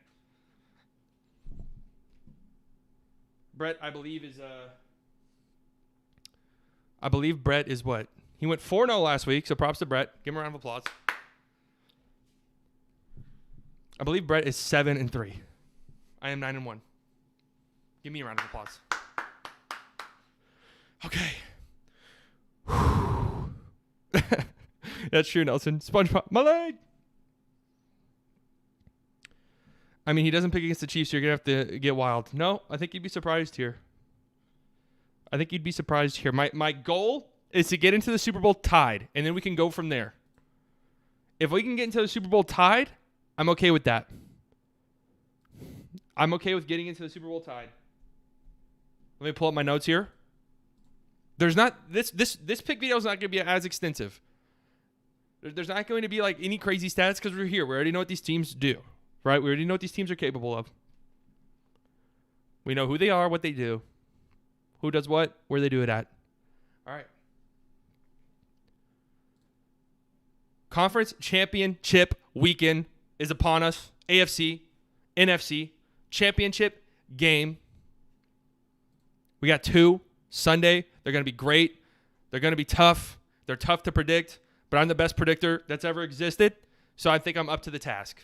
All right? I'm going to take a page out of my man Dan Campbell's notebook here. I'm coming ready to bite some kneecaps. You're going to knock me down. I'm going to bite your other kneecap. Then I'm going to bite you more. That's what we're doing this week. Let's get into these picks. Bucks, Packers, game number 1. Of course, the Bucks beat the Packers 38-10 back in week 5, but I've been saying all playoffs long, you can't use stuff from earlier in the season. You just can't. These teams are different. Obviously, what do you think? Do you think that this was the Bucks being really good, or do you think this was just a random anomaly for the Packers? It was the only time all season Rodgers threw more than 1 interception. It was the only time he didn't throw a touchdown. Only time his completion percentage was below 60%. Only time his passer rating was below 90. And it was one of only 2 times he was sacked more than twice and threw for under 200 yards. So, do we think the Bucks can consistently do that this weekend, or do we think that was just a weird, random one-off for Rodgers, who just had one of the best quarterback seasons of all time? Bucks defense, we know, it was great. 3rd in EPA through the first 11 weeks of the season. But since then, it's been 13th over the past 5 weeks. It's been a deteriorating defense for whatever reason. They're still amazingly good in the run game, but they've been 14th in passing EPA over the past 5 weeks. And we know what Aaron Rodgers and the Green Bay Packers are capable of doing. We saw Tyler Heineke move the ball against this Bucks defense. They did do a good job of stopping Breeze, though. They forced 4 turnovers last week. They forced the 5th most turnovers all season long. That is what they're going to have to do against the Packers in order to win the game. The Packers have only turned the ball over in 6 games this season. Absolutely absurd. They've only turned the ball over 11 times all season, the lowest in the entire NFL. And in the 11 games that they did not turn the ball over, they're 11-0. 3-3 in games that they did turn the ball over. So if you want to beat this Packers team, you're going to have to force turnovers, just like the Bucks did all the way back in week 5. Again, though, you can't really use week 5 as a reference point because it was so long ago. Remember that the Saints dominated the Bucks all season long. The Bucks took care of business last week. For the Bucks, they cannot start off slow. That's what they've done at times this season. They've been prone to slow starts. They're a middle-of-the-road first-half team, but they're the best second-half team in all of football with a plus 109 point differential. That's great. I don't know, though, if you can consistently rely on that against the Packers. If you start off slow against this Packers team, I think they'll dominate you. I think that they'll just put their foot on your neck, and that'll be that. They'll make sure you don't have a chance to come back. So, the Bucks cannot start slow. They got to get going straight from the start. That's pretty much what they did against the Packers all the way back in week 5. I know, I keep saying forget about week 5, but I keep bringing it up. The Packers jumped to a 10-0 lead, but it was downhill from there completely for the Packers. Here's another interesting note. The Packers are 9-0 this season when they run for over 110 yards, 5-3 when they don't. Of course, the Bucks are the best run defense in the entire National Football League. They went against the best run offense in the NFL last week by DVOA, and they held them to just 104 yards. They've only given up 110 yards on the ground all season long. So if they can stop the run, I know you don't think about the Packers as a run game, as a run team, but they do use the run. They set up play action with it. Aaron Jones, A.J. Dillon, Jamal Williams. They run the ball very well. Can the Bucks stop that? We'll have to see. For the Bucks, they're also going to have to run the ball efficiently. You're going to have to keep the ball out of the hands of Aaron Rodgers, out of the number 1 offense in the NFL by pretty much every single metric that's ever existed. And the Packers, only 3 losses all season. They gave up 140-plus on the ground in each and every game. 1-3 in games where they've given up that many rushing yards. Can the Bucks hit that 140 mark? They've only done it 3 times all season, one of those being the Week 5 win. But they've ran the ball well so far in the playoffs. Leonard Fournette, for whatever reason, is just a completely different beast. in the playoffs. It's a completely different game for him. Can they hit that mark? Can they run the ball? Can they hit the 140 mark? And then, of course, you have the cold weather, right? The Bucks are a NFC South team. They play in Florida. They're not used to the cold. Everyone brings this up like Tom Brady didn't spend his entire career in New England and didn't just bully teams in the 10-degree weather up in Foxborough. I think they're going to be fine as far as cold weather goes. But again, though, Aaron Rodgers in the tundra in January, pretty much unstoppable. Because of that, I'm picking the Packers 2017. I think it's going to be a slow, grinded-out game. I think the Packers pull away. Can they get pressure on Tom Brady too? That's another thing. Can the Packers get pressure on Tom Brady? Tom Brady was pretty terrible, honestly, when pressured this season. So can the Packers get to him? They have a decent pass rush. It's not the best. So they're going to need to play really well on Sunday. This is a tough game, honestly. These two teams are really close. I know I've been saying the Bucks are my Super Bowl pick now for weeks, but the reason why I'm picking the Packers, the main reason why, is Brett is picking the Bucks. So Brett has the Bucks. I have the Packers. I need this. I need this one. Really, I do. I have to get this one to stay alive in picks. Okay? Because our next game, Bills and Chiefs, I'll just spoil it right now. We do not differ in picks. As you know, Brett has never in his life picked against the Chiefs. I'm not kidding. In the history of this channel, Brett has never picked against the Chiefs. That's 2 whole seasons. I can't pick against them either. Patrick Mahomes is going to play. He's going to play. I believe that Patrick Mahomes is going to play. It sounds like he's practicing 100% fully active in practice. Everybody, I've seen all the conspiracy theories. I've seen the conspiracy theories that the league is pushing Mahomes through. Obviously, yeah, I mean, those conspiracies would make sense. You'd much rather have Patrick Mahomes playing in the conference championship game than Chad Henne. But even then, if you rewatch that play, Patrick Mahomes, he didn't slam his head on the ground. He didn't get a helmet-to-helmet hit. It looked like he got choked out, and that's what everybody says. That's what I forgot what it was. There was some report right after the game that Patrick Mahomes actually got choked out, and it wasn't like a regular concussion thing. So he's going to play. Obviously, Josh Allen versus Patrick Mahomes. You have probably 2 of the 3 best quarterbacks, 2 of the 4 best quarterbacks in the NFL this season going at it. Who's going to prevail? Who's going to mess up the least? Who's going to turn the ball over the least? These are the 2 of the best offenses in the NFL. This game's going to be nuts. I have the Chiefs 37-34. That's my score prediction. I think it's an absurd shootout. I think that it all boils down to, and this is going to sound crazy considering the makeup of both these teams, it's going to come down to the run game. I think so. I think when these offenses are so close to one another that I don't think you can separate them by their passing game. Think back all the way to week 6. Again, I don't like doing this. But week 6, the Chiefs beat the Bills. The Chiefs ran for 245 yards. That's not even their game. That's not even what they do. But they ran for 245 yards, the most they ran for all season. Clyde Edwards-Helaire ran for 160, and it sounds like he's going to come back. I don't know like how active he's going to be. I don't know how much he's going to play. But it does sound like he's going to be back. 2 of the 3 Bills losses this season came when they gave up over 200 yards on the ground. We know that's how you have to beat them, just because you have to keep the ball out of this offense's hand, 1. And 2, this is an average run defense. It's not terrible. The Bills' defense is not terrible. It's been really good, actually, over the past 5 or 6 weeks. But and they did a really good job of stopping the Ravens last week, but they hold them to like 110 rushing yards. So can the Chiefs win the game on the ground? I know that's not what you think about when you think about the Chiefs. That might have to be what they do. And also, in order to beat the Chiefs, we know this, you have to score a lot of points, and you pretty much have to play perfectly.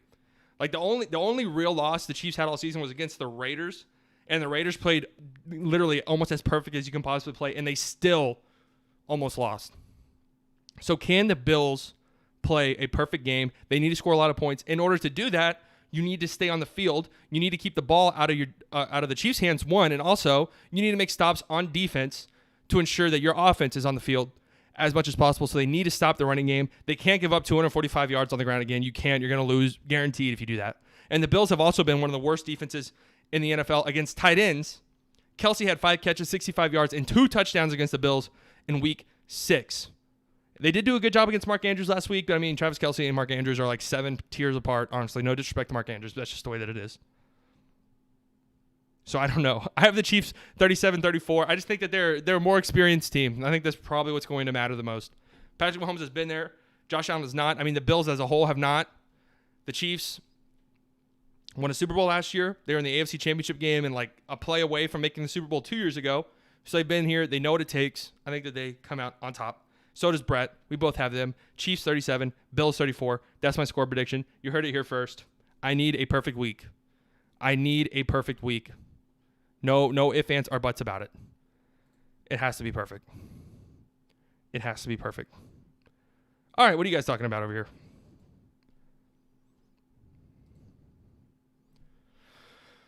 What are you guys talking about over here? So what, you guys think that I went for the kneecaps there? What do you guys think? I think pretty much everyone would agree that the Chiefs probably win.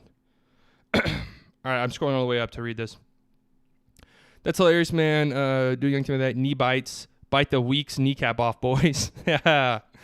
The good old kneecap bite. That's why I love Andy Reid. Man, a few words, but the plays do all the talking. Yep. I'm going to be the last viewer standing tonight. It's going to be a fight to the death. No kneecaps left. Oh, I already read all this. Sue was talking smack to A-Rod last game. A-Rod's taking this one personal. Is that true? Sue talks trash to everyone. Don't Sue and Aaron Rodgers like hate each other? Didn't Sue try to hurt him at one point when he was on the Lions? Or am I misremembering that? Didn't he like step on his hand or some shit? If I was betting money, I'd take the Packers. Same. I'm riding with the Packers too. He's a bad man, Aaron Rodgers is. I'm having dreams about the Mahomes-Rodgers matchup. Ooh. I haven't even really thought about that. That would be amazing. I still think though, like the funniest Super Bowl matchup would be the Bills and the Patriots. I'm sorry, Bills and the Bucks. Like Tom Brady leaves the NFC or the AFC East. The Bills finally win the division, and yet you have to face that man in the Super Bowl. He just doesn't go away. Bills win, IDK why, but it's just a feeling. It's very possible. Push him through the protocol. F it.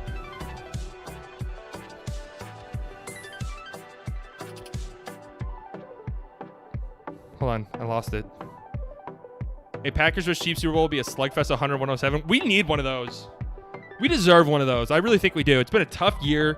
Give us a shootout Super Bowl, please. Just like the Patriots-Eagles one. We need another one of those. I think neck pop might have been good for him.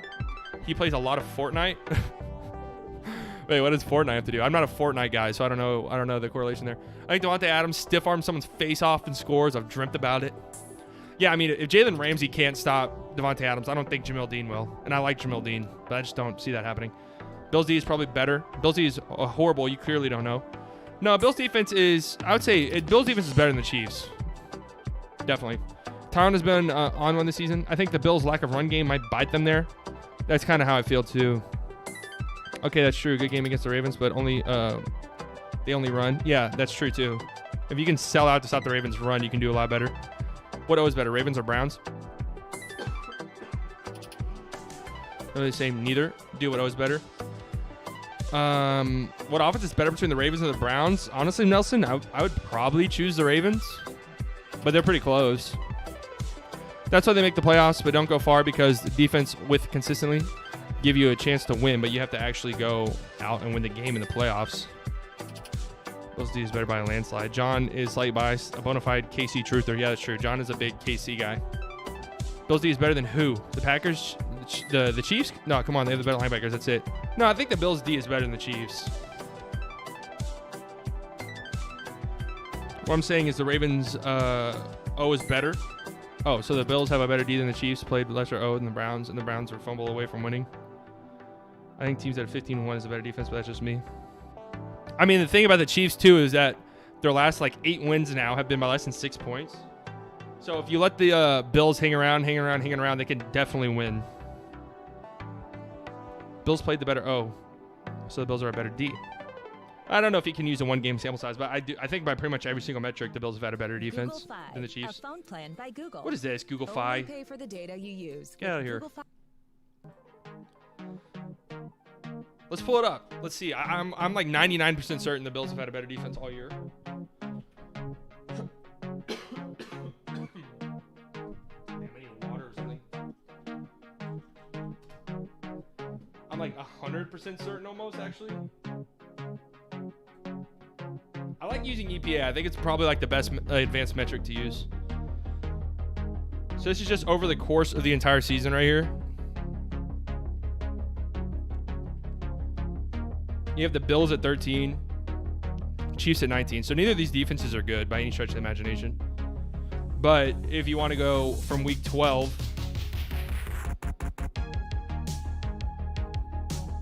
if you want to go from week 12 onward, which I like doing because it really kind of paints a better picture. The defenses have been better than they were earlier in the year, but you see Chiefs right here, below average in run defense and in pass defense. The Bills are up here. Bills have been 6th since week 12 in defensive EPA. Chiefs 23rd. Yeesh. But let's see. Passing defensive wise, Bills been 6th. Chiefs 20th. There's a I'm a little nervous actually. Tyrann Mathieu, Chris Jones, Jarius Sneed is balling. Frank Clark and Juan Thornhill could all be Pro Bowlers at one point. Yeah, Juan Thornhill, of course, could have been a Cowboy, but we just decided we never need safeties. Also, you have Tre'Davious Ward, who was also could have been a Cowboy. He was on the Cowboys like practice squad. Is that what it was? And then of course he leaves and becomes a really good player.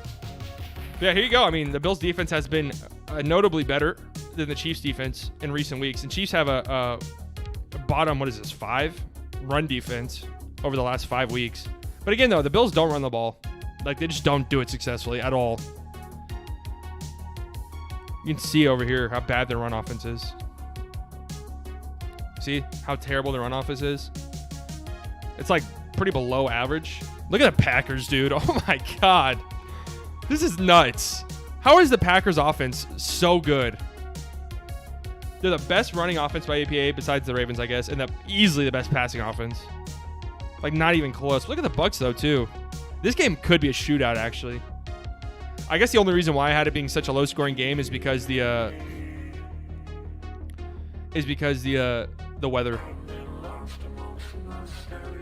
I didn't even look at the stats, but just from what I've seen, the Bills' defense is better. The stats say Bills' defense is better. Yeah, no, the Bills' defense is better than the Chiefs. But the thing about the Chiefs defense, though, is that they're very opportunistic. They force a lot of turnovers. I think they're like top 5 in turnovers. So obviously that could be a huge deal if they can like force Josh Allen to throw a pick or something. I feel like we held Kareem Chubb for the most part. Yeah, but the Browns haven't really been like a great running team recently. For whatever reason. I don't know why. A-Rod reads the D like a toddler's book. Yeah, I know. Aaron Rodgers is just on a different plane of existence, man. Like, seriously. He just I don't know. He just operates on a completely different level. It's nuts. Bills had a noticeably easier schedule. That division is awful. AFC West is no joke. You know, actually, I could be wrong, but EPA takes into account your opponent. Or am I thinking of DVOA? I might be thinking of DVOA.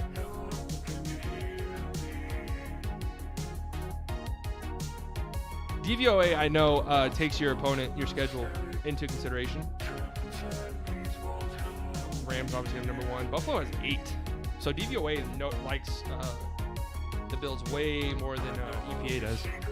The Chiefs are 24th. Yeesh. But this doesn't make sense, though. 12 in rushing DVOA, 17th in rushing DVOA for the Bills. Again, they don't have a good run defense, but it's been better in recent weeks. Damn, man. I think the Bucs actually might get washed. Look how good the Rams defense is. And the Packers just, did whatever they wanted to them. Like, how good this Packers offense is also like how good the Rams defense was. Look at them all the way up here. Look how good Washington's was in the last 5 weeks of season 2. And the Packers just literally made them look like a bunch of junior varsity players. They made Jalen Ramsey having like one of the best corner seasons in the past decade. Made him look like a joke out there. Patriots run defense was horrific. The Cowboys right here. Nice little close to start the season. Oh my God. I guess maybe the Lions were thinking we can't possibly get worse, right? Like, we can't possibly embarrass ourselves any more than we already have. So let's just go and get the guy who's going to talk about kneecap biting. And let's just rock with him and see what we got.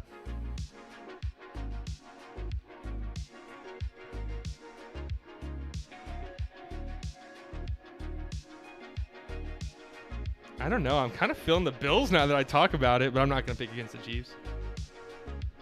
Aaron Donald's half hurt. Yeah, even then, though. They stood no chance at all. And Rodgers is like one of those weird quarterbacks where you almost don't even want to pressure him because then he escapes and throws it 57 yards off his back foot across the field. No, it definitely was a pretty big deal. But still, man, they literally just did whatever they wanted on offense. Ran the ball really well. Threw the ball really well. I think Packers Chiefs would be the two best teams. Like if that were the Super Bowl, I think that we'd be seeing the two best teams in the league. I mean, I guess you could maybe make the argument that the AFC championship game might be the two best teams in the league.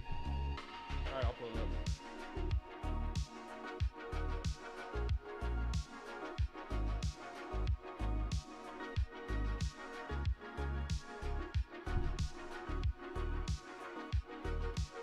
So Bill's schedule. Jets. Dolphins. Dolphins are good. Rams. Rams are good. Raiders are alright. And then you have this little 2-game losing streak right here. Tennessee and the Chiefs. Tennessee destroyed them. I honestly forgot about that. Tennessee absolutely embarrassed them. TJ Yeldon led their team in rushing in this game. Yikes. Jets again. Patriots. Seattle. Arizona, obviously. That loss was on a Hail Mary. So do what you will with that information. Chargers, 49ers. This is pretty much when the 49ers quit. Steelers, this is when the Steelers were extra bad. Denver, terrible team. Patriots, bad. Dolphins. This one was crazy. 56-26 to a team that needed a win to make the playoffs, and you go and put up 56 with Josh Allen only playing a half. This isn't a terrible schedule. This isn't a terrible schedule. Let's compare it to the Chiefs.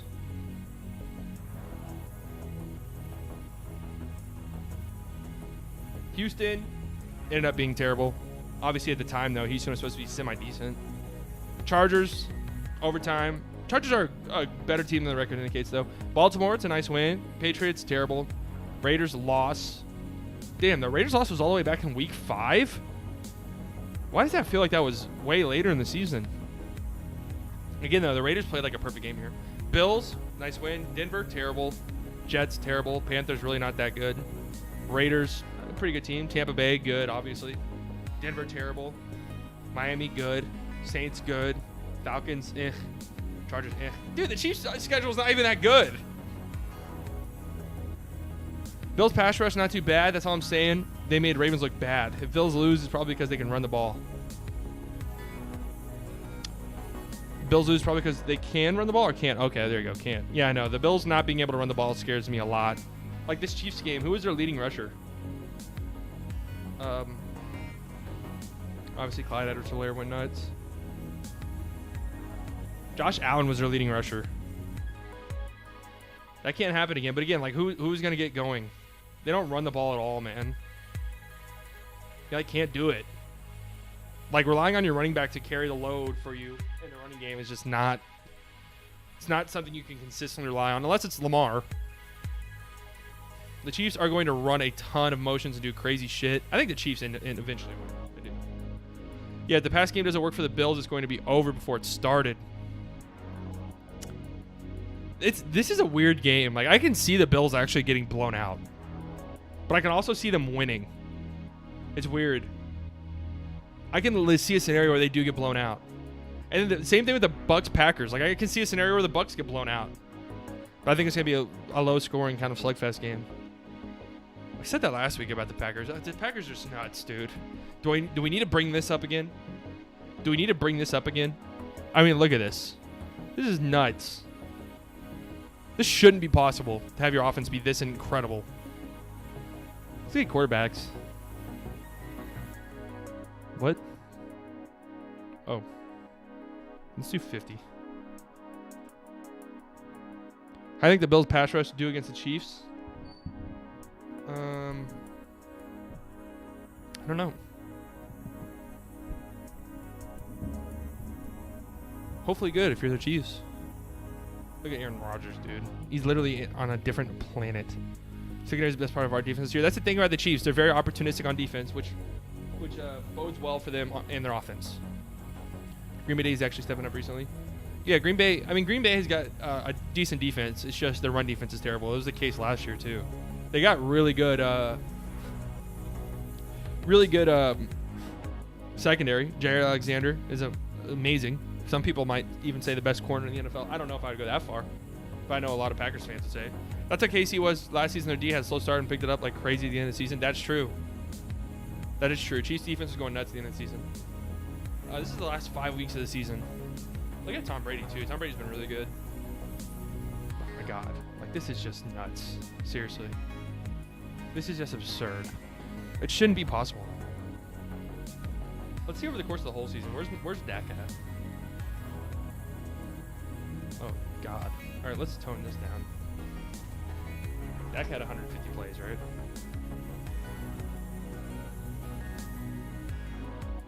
Dak is right here? I thought it'd be way higher.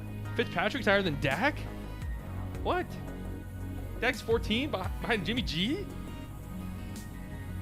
Fitzpatrick is 7th? Wow. Wow, look at this. 3 of the 4 best quarterbacks are still in. I wonder what that means. And then obviously Tom Brady here at 6th. I wonder what that means. You got to have an elite quarterback, period. That's just the way that things are going now. That's just the way things are playing out.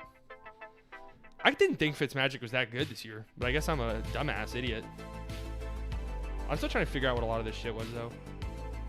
Like, what these things mean. So I know EPA plus CPOE composite has to do with, I think, your schedule, right? Or no, completion percentage above expected. All right, so that this is basically like an accuracy thing. This is basically like, that basically says how accurate you were. Miami would have gone so much further if Fitzpatrick played all year. I think they would have made the playoffs. I think they would have won one more game. Like, where's Tua on this list? Tua's all the way at 31. Yikes. Worse than Mullins. Worse than Cam. Worse than Trubisky. Minshew. Taysom Hill. Oh, who's last? Haskins. Glennon. Wentz. Darnold. It looks about right. Oh, Jalen Hurts, too. Lamar Hurt and OG. Oh, Lamar Hunt and OG. That's my bandwagon pass. Yeah, same, Evan. I always use the tech excuse. It's my perfect excuse to root for Patrick Mahomes. I'm honestly cool, I think, with any team winning it at this point. Really, I am. Obviously, if I had to rank them, I'd probably go Bills number 1. I think that'd be awesome. Then I'd probably go Bucks number 2 because I think that'd be cool to see like Brady win another one with a different team. Then I'd go Chiefs, then Packers. Hard to feel bad for Haskins. No, I know. Haskins is definitely a dumbass. At least he got another job. I'm honestly shocked he got another job that quickly. I thought for sure he was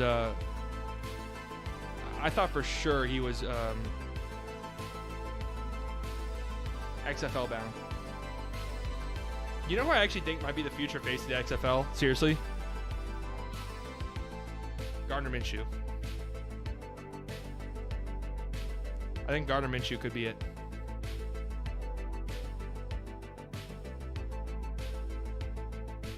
Gardner Minshew could be the next face of the XFL. I think he can be marketed well. But I just don't think he's a very good NFL guy. He'll be a backup there somewhere. Good God, man. This is crazy. Let's see some of this other shit. Who's been the best fourth quarter quarterback this year? Let's just do like, what, 20? I love this stat. Oh my God. It's a little too much. Brady, fourth quarter, when it matters most. I just want to see something real quick. Let's go to 2014. I just got to see one thing.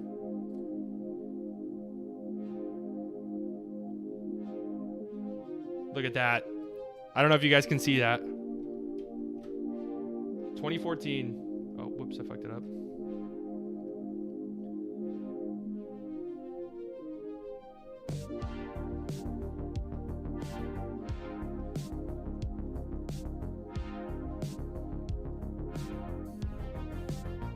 Look at that.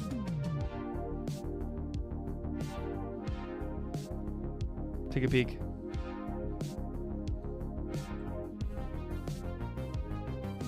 How about that, huh?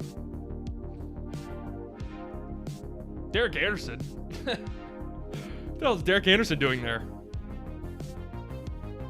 Tony Romo's 2014 season, really, I mean, it's not talked about enough. It's not. My man should have been MVP that year. I'll stand by it. He wins MVP that year. I think he's shoo-in Hall of Famer. And obviously, Dez caught it. Cowboys go on to win the Super Bowl. Tony Romo is undoubtedly a first ballot Hall of Famer. Oh, man. Going to that Cowboys versus Detroit playoff game, top 10 moment, that was honestly amazing.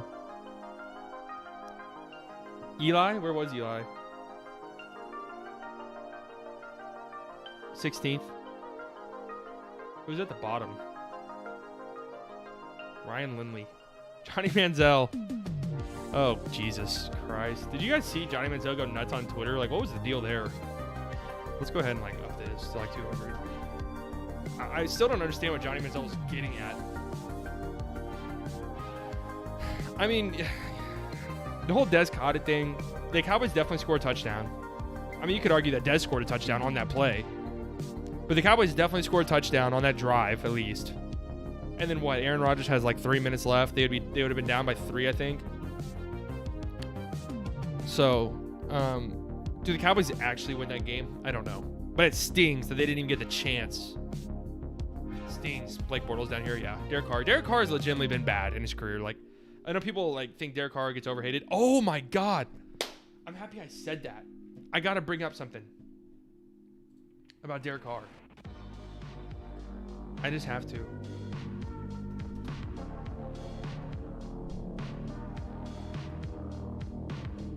This shit was nuts.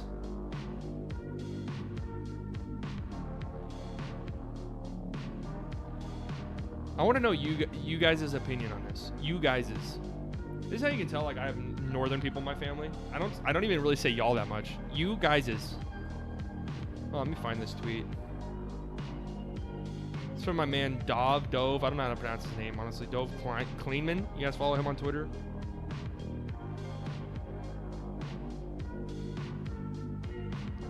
What the fuck is it? Here it is. No, it's not. I lied. Let's bring it up. So, this is my guy right here. Dov always, like, retweets our stuff. I really appreciate that.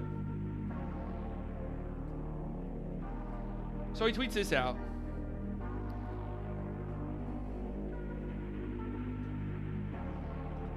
So let's do some backstory here if you guys weren't like privy to this situation here. My dad asked me the other day what Johnny Manziel was up to, and I had no idea what to tell him. I don't even know what he does. Like, he just talks shit on Twitter.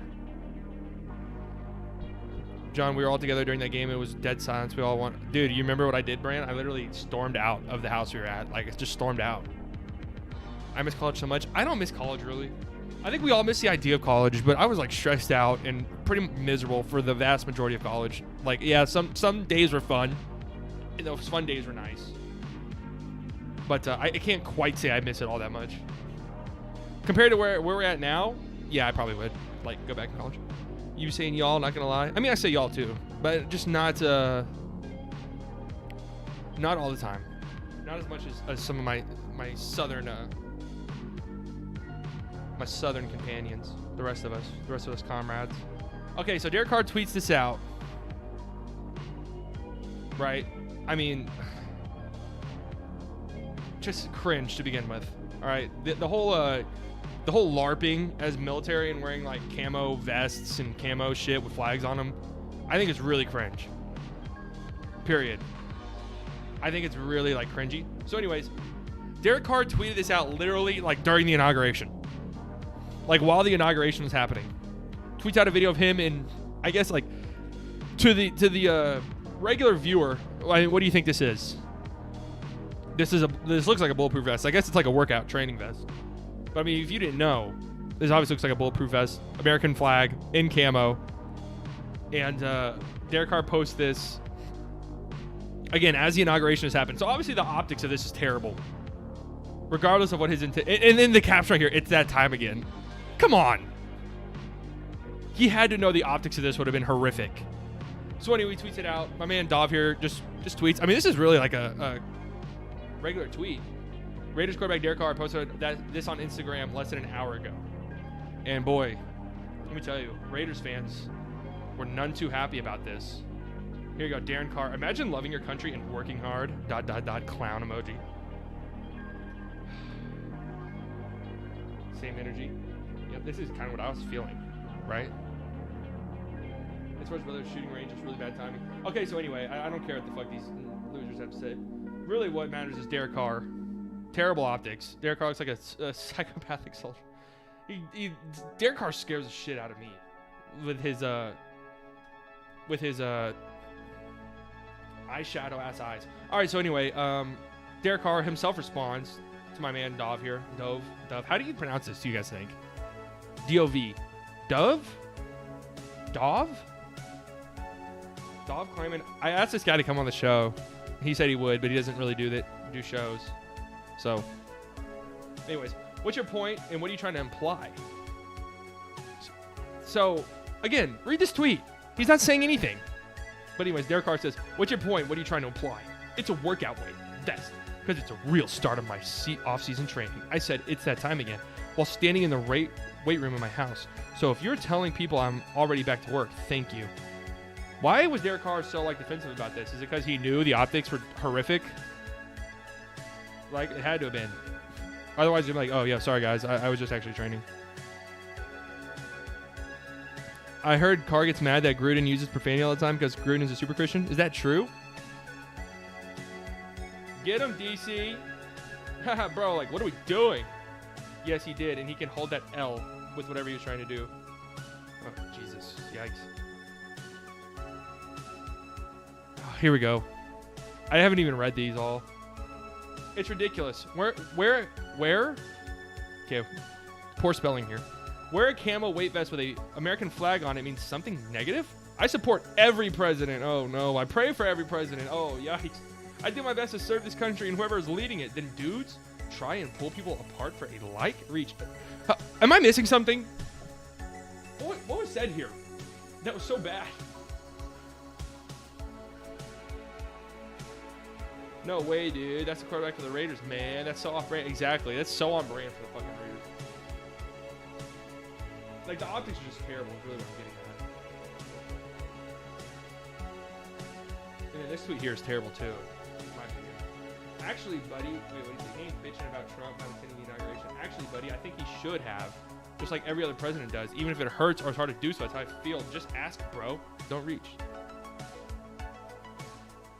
I hope Derek Carr has a terrible season. I just do. Yeah, sir. A commentator said it mid-game. That would make a lot of sense. Why are you out here roasting Derek Carr? Because, man, he went at my boy here, Dov, who has been a long-time supporter of the channel, actually. He was one of the first verified people to follow us on Twitter. And he was getting slandered by Raiders fans. But what I have noticed is this dude, Dov, is a punching bag on Twitter. People are always shitting on him, but I think it's honestly hilarious. Because he knows... I'm trying to remember what quarterback it was. I think it was Cam Newton. He's always shitting on Cam Newton. All the time. And Cam Newton fans are always, on his tail about it. And he's always just getting beat up always getting beat up on. Wait, you got actual followers? I got a decent amount of followers. What time were the tweets? The Derek Carr posted it literally during the inauguration. Literally, as the inauguration was happening. Carl will be able to think he's a good quarterback. One game be doing the rest of the season. I actually think Derek Carr had a pretty good year. Let's go back to our trusty stats here. Again, look at this right here. 2014. I mean, look too. That's a pretty big margin right there. That's a pretty big margin. But anyways. What was Derek Carr on this list?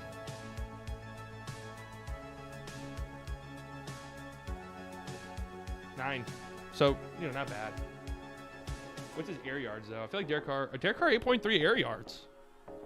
Who's airing out the most this year? Tom Brady. Jesus. Wentz? No wonder Wentz was shit, man. You know, I was thinking about the Wentz thing. It's like, yeah, he was terrible. But if you just watch some of the plays he made, like, I don't know what the fuck their offensive game plan was. It was literally like Carson Wentz, just throw it and hope for the best. And obviously, well, you see. You see what that led to. You see that. I can't believe Jalen Hurts is all the way back here. Wow. That's bad. And Drew Lock right here, too, surprises me because I thought easily Drew Lock was the worst quarterback in the NFL. Easily. Russ? Yeah, Russ fell off a cliff. Well, let's go back and look here. Russ here at 7. Let's go weeks 1 through 8. Let's go weeks 1 through 8. Look at Russ. 1. Dude is playing out of his mind. I mean, pretty, like, decently far ahead of the pack, too. Man, Patrick Mahomes really, like, didn't get a lot of love from advanced stats. But then from week 8, or, like, week 9 onward, I don't know what this is going to look like for Russ. I just randomly picked week 8. Where is he? Did I miss him? Have I missed him? Oh, my God, 22? Whoa. Barely above Tua. No, literally tied with Tua. Literally tied with Tua. Wow, what happened there, man? What happened there? Poor Russ. Is Russ overrated a tiny bit, do you think? Do we need to have that conversation? Russ is a tiny bit overrated. Again, I gotta go back to this real quick.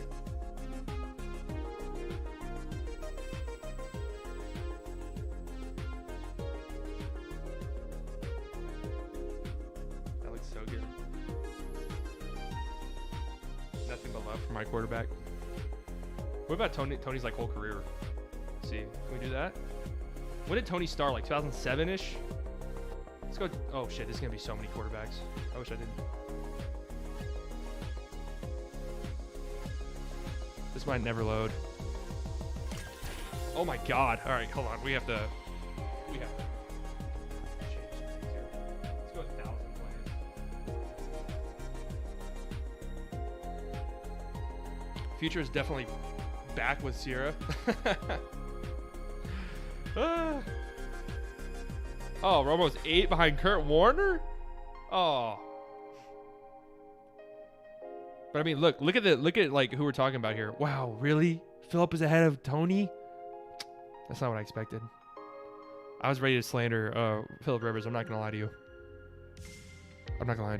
Russ is good, but I honestly think he's lost his mind. Hold on a second.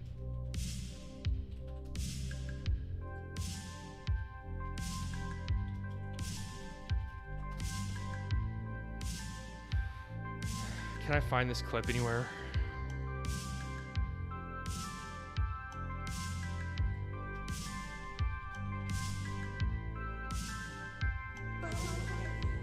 What's going be? Jack.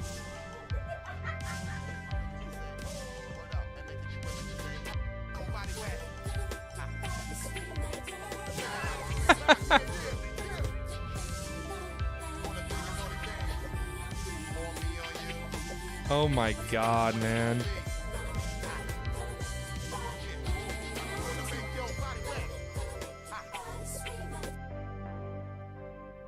Like, this has actually happened. This is something that actually took place. Okay, this happened during Halloween, October 31st. What week of the NFL season was that? I gotta see something. What week of the NFL season was October 31st?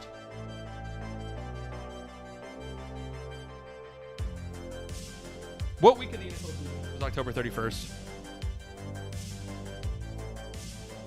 Will this tell me the actual date? Okay. Okay, hold on a second. We might be, oh my God, we might be onto something here. All right, week 7.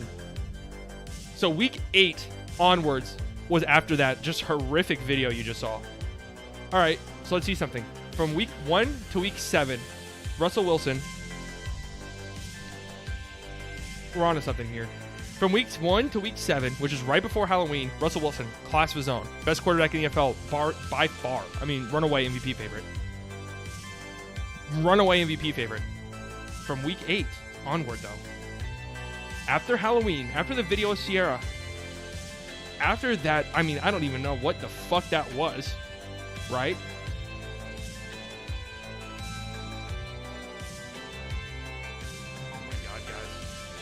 He's worse than Trubisky. He's worse than Taylor Heineke. He's worse than Andy Dalton. Oh my God, guys. He's worse than Taysom Hill. Fellas.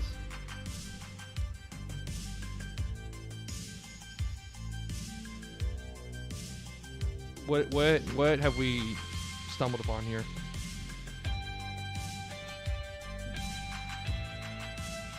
Two-month hangover?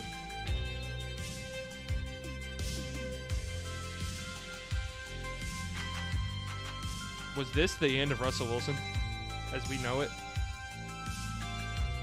Was whatever the fuck this was the end of Russell Wilson?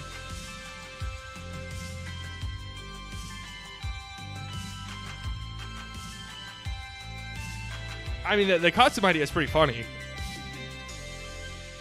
But the music video is a little weird.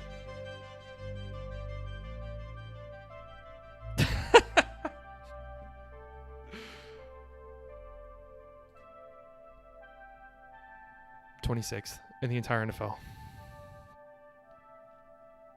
Worse than Taylor Heineke. Wow. There you have it. There you have it.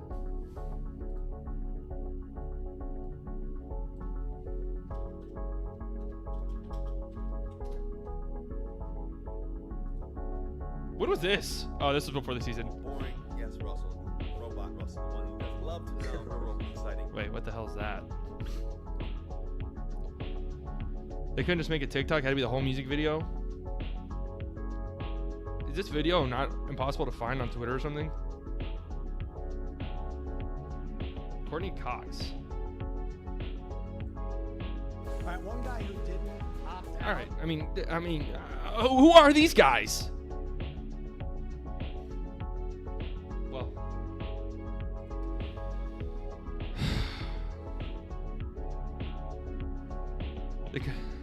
don't date famous people if you're an athlete. It's that simple.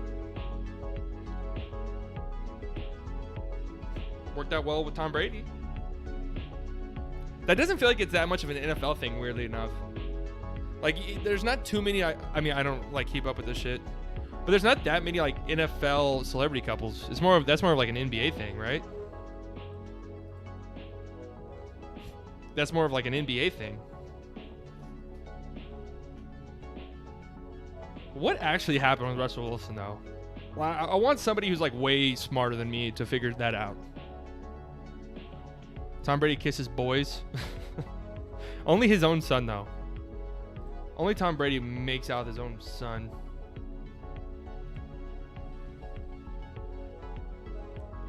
I saw a video or a picture on I have so many tabs open. I saw a picture on Twitter. I don't know if it was Photoshop, but it was like a compilation of Tom Brady kissing boys. And it was like Roger Goodell, Bill Belichick, Robert Kraft. Those were Photoshops, right? His son is real. Those videos are creepy. The videos like Tom Brady asking his son to come back and kiss him.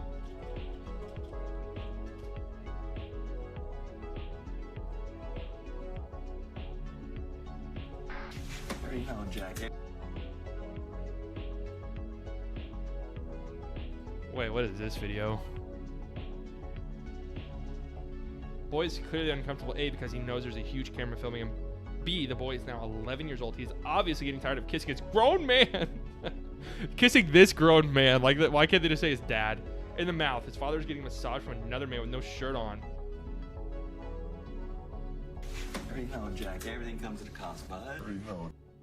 It is a little bit weird. It's a little bit strange. All right, Tom Brady kisses Roger Goodell. Well, here you go. The fact that there are this many search engine suggestions for Tom Brady kissing his dad, Robert Kraft. Wait, what did we say to pull up? I know, this video is so uncomfortable.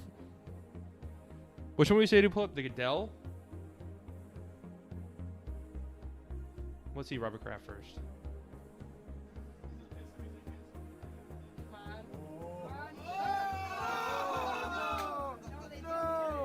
Oh my God! No, that was definitely a kiss. That was definitely a smooch. What's the rest of this video? Nothing.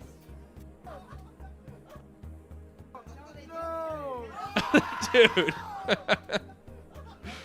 I mean, I don't think it's that weird, but it's kind of strange. It's a little bit strange. Tom Brady's father and Roger Goodell. I don't think he actually kissed Roger Goodell. That was definitely a kiss though with Robert Kraft.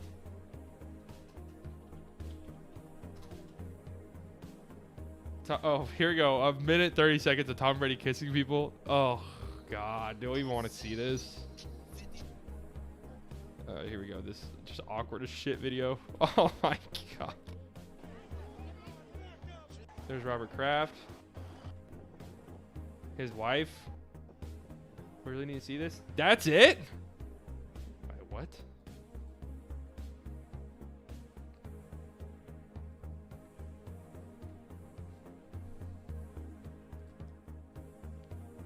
Tom Brady, though, I mean, still has the superpowers. Maybe that's Tom Brady's superpowers. There are a lot of conspiracy theories out there. I guess I don't want to get into it. That there is an elite group of people in the world that channel powers through unsavory things, if you catch my drift. So maybe that's what Tom Brady's up to? I would never accuse somebody of that. But okay, anything else you guys want to talk about? I told you guys on Twitter that if the Cavs beat the Nets, which they did, that the takes were going to be horrific, and they were absolutely horrific. Hold on, somebody tagged me in one of the tweets. Yeah, look. This was trending after the game. Kyrie Irving, Tom Cruise, and Tom Brady. No, Tom Cruise is a Scientologist. Said what years ago? That doesn't explain kissing the old man. That's true. He kisses his son for youth. I'm not kidding when I say there's like like conspiracy theorists who believe stuff like that. Obviously, like those conspiracies are like way too dark for me to want to dive into right now. I don't believe them. Kraft wanted some of his youth. That'd be a power couple. Tom Brady and Robert Kraft. That would be nuts. Would that be like a conflict of interest, honestly? Could Robert Kraft get in trouble for something like that? The Toms don't age. That's true.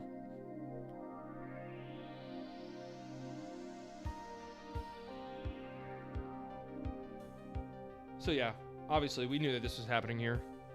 I knew it was going to happen too. Everyone who made that terrible take, it's a terrible take. I'm sorry. Saying that the Nets are worse is just a horrible take. I think it's like an unforgivably bad take, actually. Like, I think if you like straight face told me that take, I don't think I'd respect you. I think I'd probably lose a lot of respect for you. And I knew it was going to happen. And Kyrie went off. What did Colin Sexton have, like 30-something points? And he scored the last 20 points of the game? Like, yeah, you just got outplayed by Colin Sexton, who's a walking bucket.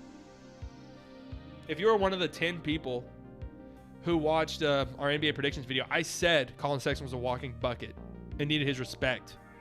It's a weird week. If the Packers make the Super Bowl, it's going to feel like a dream. I like you guys this week. Spoilers. I like you guys this week. Can we talk about how Porzingis did miss last night? Yeah, I was done with the Porzingis slander. I don't know what's the deal with Mavs fans and hating Porzingis. I guess it's because we paid him so much and then traded a lot for him. But, like, for whatever reasons, we were so ready to give, we give Tim Hardaway Jr. all of these breaks. Luka, even all of these, like, passes. But God forbid KP struggle a tiny bit his first 2 games. Like, God forbid. We need a troll video regarding these topics, Con. I'm honestly thinking, like, I want to make a separate channel for live stream highlights, but I just don't think we're big enough yet for something like that. Over 40 points. Is that Sexton? KP didn't have 40 points last night, did he? I used to think Harden would never win a chip, but he just might. I have a very unpopular Harden take. Very. Who's the closest thing you'll ever get to Dirk? I just don't think there'll ever be a player like Dirk again. I actually think Karl Anthony Towns might be the closest. KP is like a I don't know. KP is like a league of his own. I don't think we'll ever see a KP again. 7'3" and can dribble the way he can and shoot the way he can. I just don't see Rodgers losing NFC Championship games back to back. I don't know. I just worry about the Bucks in Lambeau. I think him and Westbrook are the worst, best players in the league. Harden. Well, I don't think Westbrook's in that category anymore. I think Harden is. My super unpopular Harden take is I truthfully do believe. I really do. And if Harden wins a ring, it solidifies it. Honestly, this is so unpopular, and I know it. But I really think Harden is better than D-Wade. I just do. No, KP is not like an elite dribbler, but he can, for someone who's 7'3", for someone who is 7'3", there's a lot of unicorns in the league right now, honestly. Jokic, I really don't think we'll ever see a Jokic again. Like, I just don't think we'll ever see a Jokic again. Yeah, I mean, Tom Brady going into... If anybody could beat Rodgers in Lambeau in January, then I think it's Tom. I think Harden's better than Wade. That's kind of how I feel too, Evan. I think a lot of people hate James Harden because his play style is like horrific to watch. But I think when he retires, people will view him a lot differently. Especially if he wins a ring, too. But I know right now it's a very unpopular take. Here, I know Dwayne Wade was amazing too. Like, don't get me wrong, I'm not saying he was. Like, obviously, Dwayne Wade. How does Dwayne Wade spell his name again? That's what it is. Wait, no. How the fuck does Dwayne Wade spell his name? Is it with it? There it is. So obviously, what was this his MVP year? 2008, 2009. He averaged 30 points a game. Jesus. Holy shit. What year did he win MVP? Wait, I could have sworn Dwayne Wade won an MVP. Why do I think that? 23.5 PER, 120.7 win shares. Okay, keep that in mind.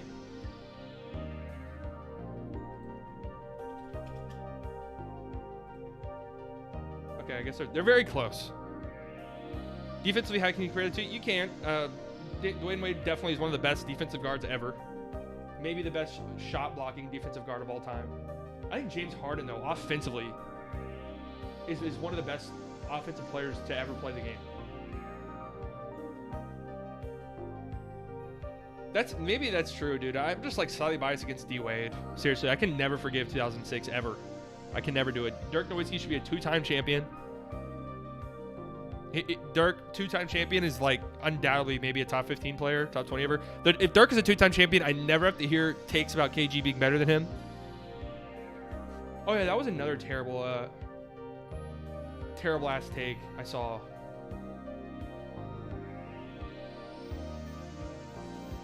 Where was it? Oh, the tweet got deleted. But this dude posted a picture saying who was better, and it was Dirk, KG, Wade, AI. I feel like my rankings here are like objectively correct. Dirk, KG, Wade, AI. I think AI easily is last. Nothing against AI. Like, these are four of the best players of all time. But like the replies here, like Dirk dead last. I had to respond to this, you fucking idiot. There we go. Dirk, KG, AI, Wade. I think Wade's better than AI. Perfect. Dirk was better than KG. I'm so sorry. I just don't agree with any of those tweets or any of those takes that KG is better than Dirk. And it's very popular. I just don't agree with it in the slightest. Wade, KG, Iverson, Dirk. AI was not better than Dirk in any way, shape, or form. No.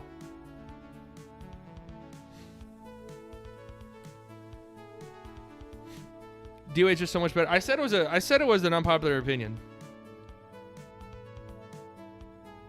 Dirk is a GOAT because he took pay cuts, play ball. Cuban has to be the luckiest owner ever to be blessed with Dirk. There'll never be another player like Dirk in how he, like, as far as like team friendliness goes. No, I agree. KG is not as good as Dirk. KG is amazing. Like, I'm really not trying to take away from anybody. I mean, this guy's right. AI is just not in this conversation right here. AI was amazing and completely like culturally changed basketball forever. Like without AI, I don't know if you have players like AI, Dennis Rodman. Those players were ahead of their time in the sense of like personality and expressing yourself. You know, and being like a brand beyond basketball. Obviously, like MJ too.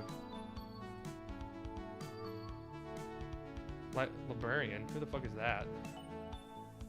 Wade, KG, Dirk, Librarian? Is that AI? I don't get it. Wade, KG, Dirk, AI. Wade, KG, Dirk, AI. Wade, Iverson, Dirk, KG. What? This one's the worst one. Well, huh? I mean, in what planet is KG the worst one?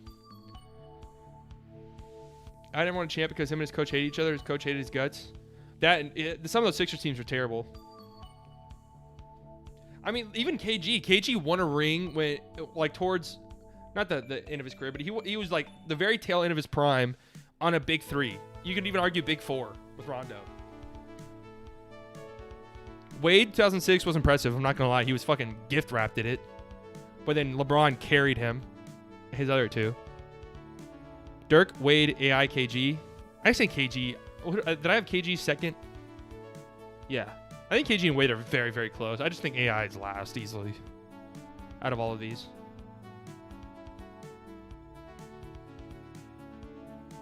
Yeah. All right. Well, I think I'm probably about to cut the stream. I'm starving. I need to make dinner. I also have work to do. What are fire-ass tweets if I come through? Jack Easterby came on the show. I mean, we're talking about literal. We're talking about the hotel lobby. We are immediately going up to maybe the 30th floor.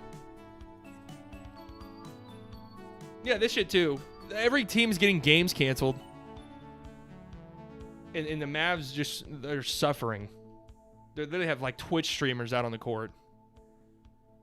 But every other team gets like 7 weeks off. Oh, these fucking videos right here. Horrible. For some reason, you make me think you smoked tons of dope in your life. I'll neither confirm nor deny that. All right, guys. I'm about to cut the stream. Thanks for coming out. Went a lot longer than I thought we would. But thanks for coming out. Remember, I got the Packers this week and the Chiefs. Brett's got the Bucks and the Chiefs. Sunday, the game started, I believe, at like 2? No, at 3. The game started at 3, I think. Right? Or is the game started at 2?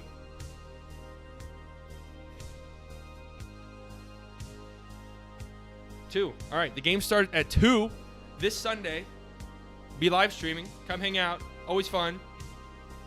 We'll figure out some slightly biased stimmy options. We'll figure out some Packers Nation. We'll figure out some drinking games. Brant, you better be having the White Claws on deck. I want no excuse. There's no Saturday stream this time. And until then, I will see you guys then.